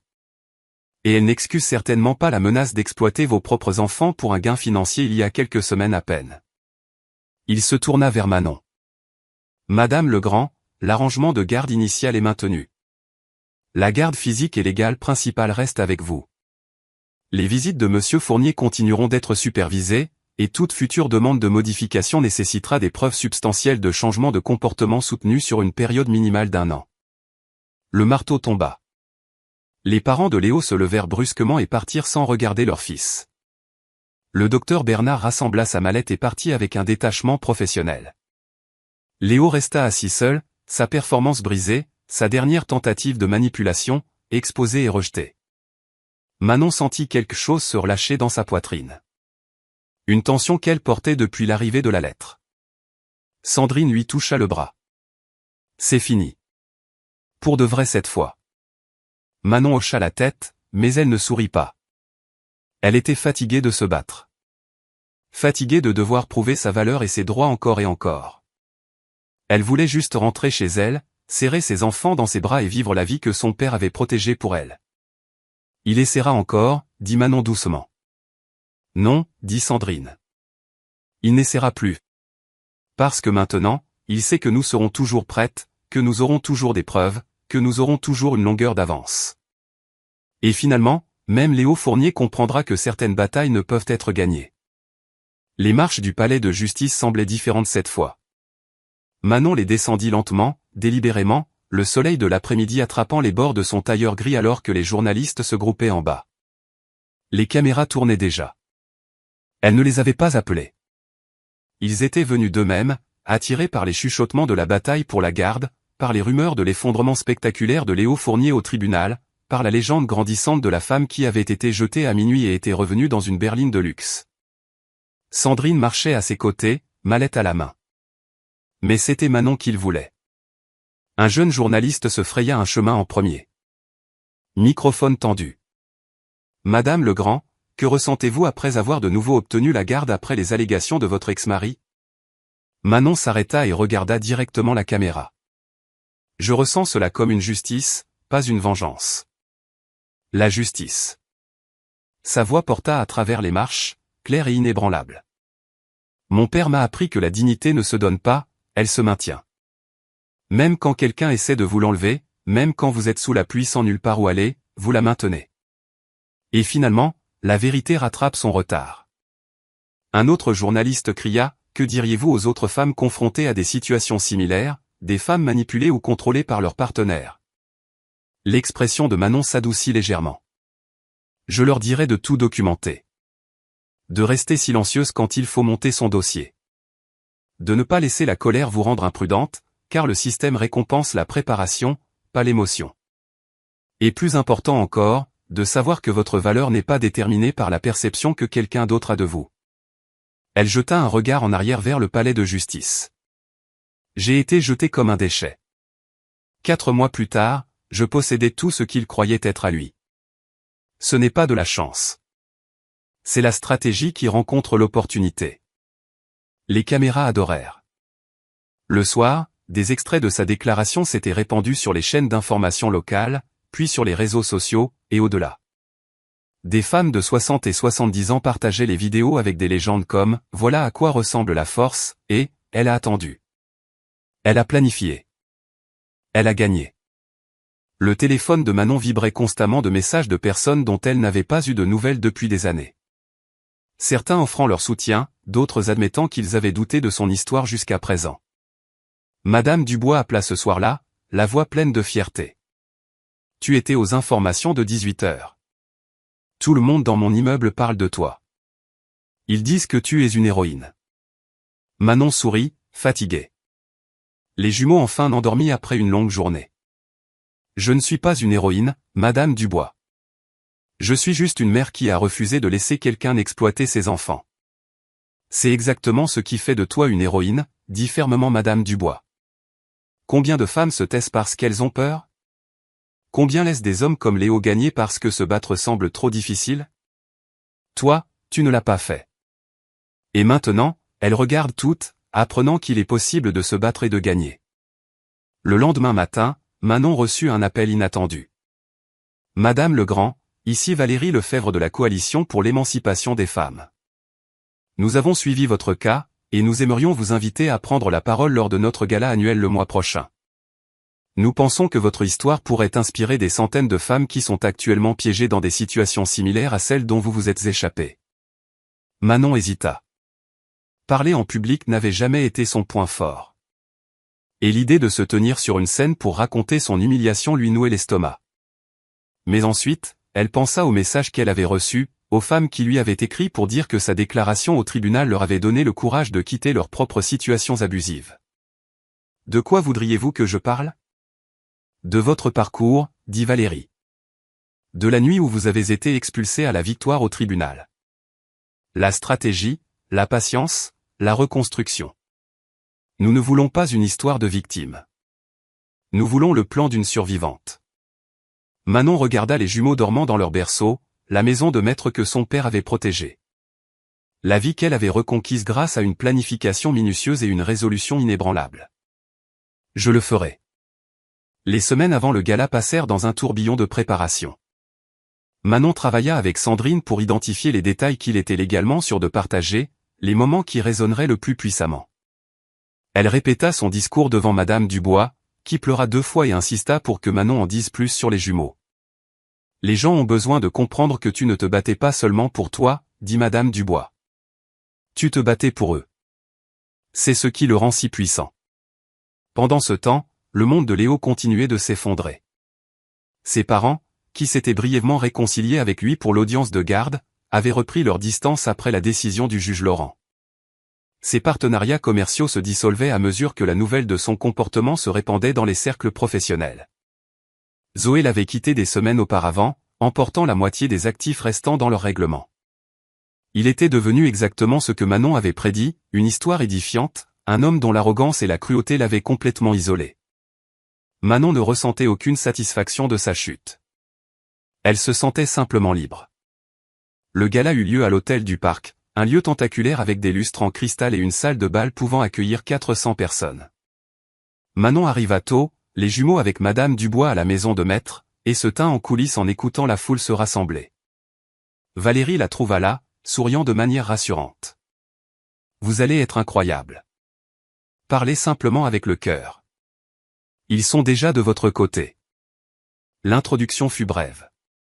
Ce soir, nous avons le privilège d'entendre une femme dont l'histoire a captivé notre ville et inspiré d'innombrables autres.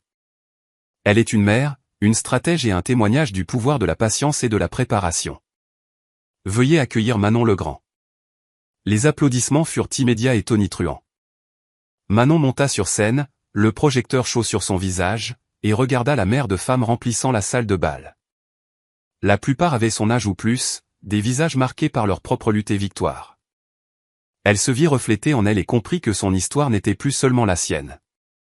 Il y a 4 mois, commença-t-elle, sa voix stable, je me tenais sous la pluie à minuit, pieds nus, tenant mes jumeaux nouveau-nés, sans nulle part où aller. Mon mari m'avait mise à la porte de la maison que je croyais être la nôtre, m'avait remplacé par sa maîtresse et m'avait dit que j'étais un poids mort. À ce moment-là, j'avais 2 choix, m'effondrer ou survivre. J'ai choisi la survie. Elle leur parla du message de son père, de la fiducie qu'il avait secrètement bâtie pour la protéger. Elle décrivit les mois silencieux de reconstruction, de collecte de preuves pendant que Léo célébrait sa victoire perçue. Elle expliqua l'arrivée en berline de luxe, les confrontations au tribunal, la bataille pour la garde où Léo tenta une dernière fois de l'exploiter à travers leurs enfants. Mais voici ce que j'ai appris, dit Manon, sa voix s'élevant avec conviction. L'humiliation est temporaire. La dignité est permanente. Quand quelqu'un essaie de vous détruire, il parie que vous resterez détruite. Il compte sur le fait que vous serez trop fatigué, trop effrayé, trop brisé pour vous battre. Et au moment où vous lui prouvez le contraire, au moment où vous vous levez avec des preuves, une stratégie et une résolution inébranlables, il ne lui reste plus rien. La salle de bal était silencieuse, chaque femme se penchant en avant. Alors, si vous êtes sous cette pluie en ce moment, si vous tenez vos enfants en vous demandant comment vous survivrez demain, je veux que vous sachiez quelque chose. Les yeux de Manon balayèrent la foule. Documentez tout. Restez silencieuse quand il le faut. Construisez votre dossier brique par brique. Et quand le moment viendra, quand vous serez enfin prête à récupérer ce qui vous appartient, faites-le avec une telle précision qu'ils ne le verront jamais venir. Les applaudissements commencèrent lentement, puis se transformèrent en une ovation debout qui dura 3 minutes complètes. Des femmes l'approchèrent ensuite, certaines en larmes, d'autres voulant simplement lui serrer la main. Une femme âgée, probablement 75 ans, serra le bras de Manon avec une force surprenante. Ma petite fille est dans une situation comme la vôtre. Je vais lui envoyer votre discours. Vous venez de lui sauver la vie. Manon rentra chez elle ce soir-là en ressentant quelque chose qu'elle n'avait pas ressenti depuis avant son mariage, un but au-delà de la survie. Les lumières de la maison de maître brillaient chaleureusement alors qu'elle entrait dans l'allée. Madame Dubois l'accueillit à la porte, rayonnante. Les jumeaux ont été parfaits. Et Manon, tu as 17 messages d'organisation de femmes te demandant de prendre la parole. Tu deviens un mouvement. Manon prit sa fille endormie, sentant son poids, la réalité solide de ce qu'elle avait protégé. Je ne suis pas un mouvement, Madame Dubois. Je suis juste une mère qui a refusé que ses enfants soient utilisés comme des armes. C'est exactement ce dont le mouvement a besoin, dit doucement Madame Dubois. La ville avait vu Manon tomber. Maintenant, il la voyait se relever. Et dans des salons à travers 3 pays, des femmes de l'âge de sa mère prenaient des notes, se souvenant de leur propre bataille, et se chuchotant à elles-mêmes, si elle a pu le faire, peut-être que je le peux aussi. 6 mois après le gala, Manon se tenait dans le bureau de son père, la pièce qu'elle avait évitée depuis qu'elle avait récupéré la maison de maître. La poussière s'était déposée sur le bureau en acajou, sur le fauteuil en cuir où Jean Legrand avait passé d'innombrables nuits à gérer des fortunes et à planifier des protections dont sa fille ignorait qu'elle aurait besoin. Elle avait enfin trouvé le courage d'entrer, de s'asseoir dans son fauteuil, d'ouvrir le dernier tiroir qu'il avait mentionné dans son message vidéo. À l'intérieur se trouvait une seule enveloppe, son nom écrit de son écriture soignée. Ses mains tremblaient en l'ouvrant. Manon, si tu lis ceci, cela signifie que tu as gagné. Pas seulement les batailles juridiques, pas seulement la lutte pour la garde, mais la guerre pour ta dignité et l'avenir de tes enfants. Je suis fier de toi. J'ai toujours su que tu avais la force, même quand tu en doutais toi-même. Maintenant, il est temps de construire quelque chose qui nous survivra à tous les deux. Les documents de la fondation sont dans le coffre. Le mot de passe est l'anniversaire de ta mère. Utilise la fiducie, non seulement pour te protéger, mais pour protéger les autres. C'est ainsi que nous transformons la douleur en but. C'est ainsi que nous donnons un sens à la souffrance. Je t'aime, papa. Manon essuya ses larmes, se ressaisit et ouvrit le coffre. À l'intérieur se trouvaient les documents de constitution de la Fondation Manon Legrand pour l'émancipation des femmes, déjà déposés, déjà financés avec 10 millions d'euros de la succession de son père. Il avait planifié cela des années auparavant, anticipant non seulement son besoin de protection, mais aussi son désir éventuel d'aider les autres. Elle appela immédiatement Sandrine. « Étiez-vous au courant ? » « Votre père l'a mentionné une fois, » dit Sandrine prudemment. « Il m'a dit que si vous surviviez à ce qu'il craignait, vous voudriez faire plus que simplement survivre. Il a dit que vous voudriez vous battre pour les autres aussi. Avait-il raison ? » Manon regarda les jumeaux jouer sur le tapis, maintenant âgés de 8 mois, babillant entre eux dans leur langage privé. Oui, il avait raison. Comment commençons-nous ? En 3 mois, la Fondation Manon Legrand ouvrit ses portes dans un bâtiment rénové du centre-ville. La mission était simple, fournir une assistance juridique, un logement temporaire et un soutien financier aux femmes fuyant des relations abusives ou confrontées à l'exploitation par le biais de leurs enfants. Manon engagea une petite équipe, dont une jeune avocate nommée Camille Dubois, la nièce de Madame Dubois, qui avait survécu à sa propre bataille pour la garde et comprenait les cruautés du système. La première cliente de la fondation fut une femme nommée Lucie Pelletier, 32 ans, mise à la porte par son mari après avoir découvert sa liaison. « J'ai 2 enfants, » dit Lucie lors de leur première rencontre, la voix tremblante. « Il menace de me les prendre si je ne renonce pas à l'héritage de ma mère. Il dit qu'il prouvera que je suis instable, que je suis une mauvaise mère. Je ne sais pas quoi faire. » Manon se pencha en avant, son expression calme mais féroce. « Vous documentez tout. Chaque menace, chaque message, chaque interaction. Vous ne vous engagez pas émotionnellement, vous vous engagez stratégiquement. Et vous ne le laissez jamais, au grand jamais, utiliser vos enfants comme moyen de pression. Nous allons vous aider, Lucie. Et quand nous aurons fini, il comprendra que vous sous-estimez a été la plus grande erreur de sa vie. » Au cours de l'année suivante, la Fondation aida 47 femmes. Certains cas furent résolus discrètement par des accords négociés. D'autres requirent des batailles judiciaires où Manon témoignait occasionnellement en tant qu'experte sur les tactiques de manipulation et l'exploitation financière. Chaque victoire était personnelle. Chaque femme qui repartait avec ses enfants et sa dignité intacte était une validation de chaque moment où Manon avait souffert. Le travail de la Fondation attira l'attention des médias, puis une reconnaissance nationale. Manon fut invitée à prendre la parole lors de conférences, à consulter sur des propositions de politique, à rencontrer des législateurs pour renforcer les protections des mères dans les litiges de garde. Elle acceptait sélectivement, donnant toujours la priorité aux jumeaux, se souvenant toujours que l'héritage de son père était destiné à protéger, pas à nourrir son ego. Un après-midi, Léo apparut au bureau de la Fondation. La sécurité appela immédiatement Manon. « Madame Legrand, votre ex-mari est ici. Il demande à vous voir. Devons-nous le faire partir ?»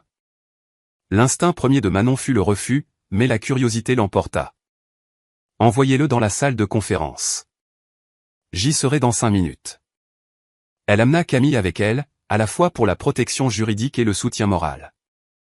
Léo était assis à la table, l'air diminué, son costume coûteux flottant sur une silhouette qui avait perdu du poids et de la confiance. Son visage était tiré, ses yeux fatigués. « Merci de me recevoir, » dit-il doucement. Manon ne répondit pas, le regardant simplement d'un œil fixe qu'elle avait perfectionné lors des confrontations au tribunal. Léo bougea, mal à l'aise. « Je ne suis pas là pour causer des problèmes. Je suis là pour m'excuser. » « T'excuser, » répéta Manon, son ton neutre. « Après tout ce que tu as fait, tu penses que des excuses ont de l'importance maintenant ? » « Non, » admit Léo. « Je ne pense pas que ça ait de l'importance. Mais je t'en dois une quand même. J'ai été cruel, manipulateur, et je t'ai traité comme un objet au lieu d'une personne. J'ai utilisé nos enfants comme des armes. J'ai essayé de te détruire parce que je ne pouvais pas te contrôler. Et je suis désolé. » Il marqua une pause, semblant rassembler son courage.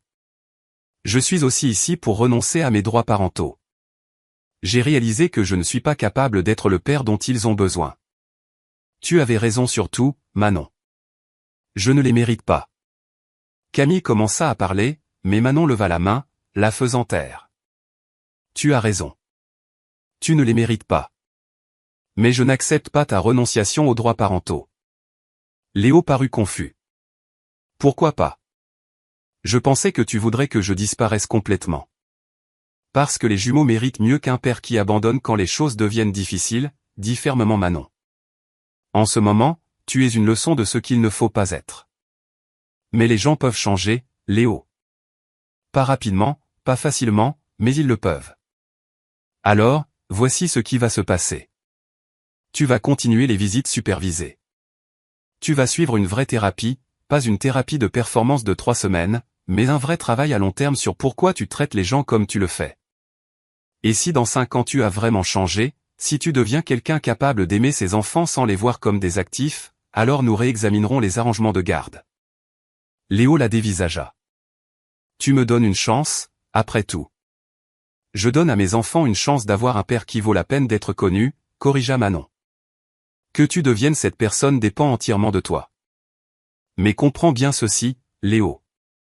Si jamais, et je dis bien jamais, tu essaies de les manipuler, de les utiliser ou de leur faire du mal comme tu m'en as fait, il n'y a aucun coin de cette terre où les ressources de mon père ne te trouveront pas. Sommes-nous clairs? Cristal, murmura Léo. Il se leva, fit un signe de tête aux 2 femmes et partit sans un autre mot. Camille expira lentement. C'était soit incroyablement généreux, soit incroyablement risqué.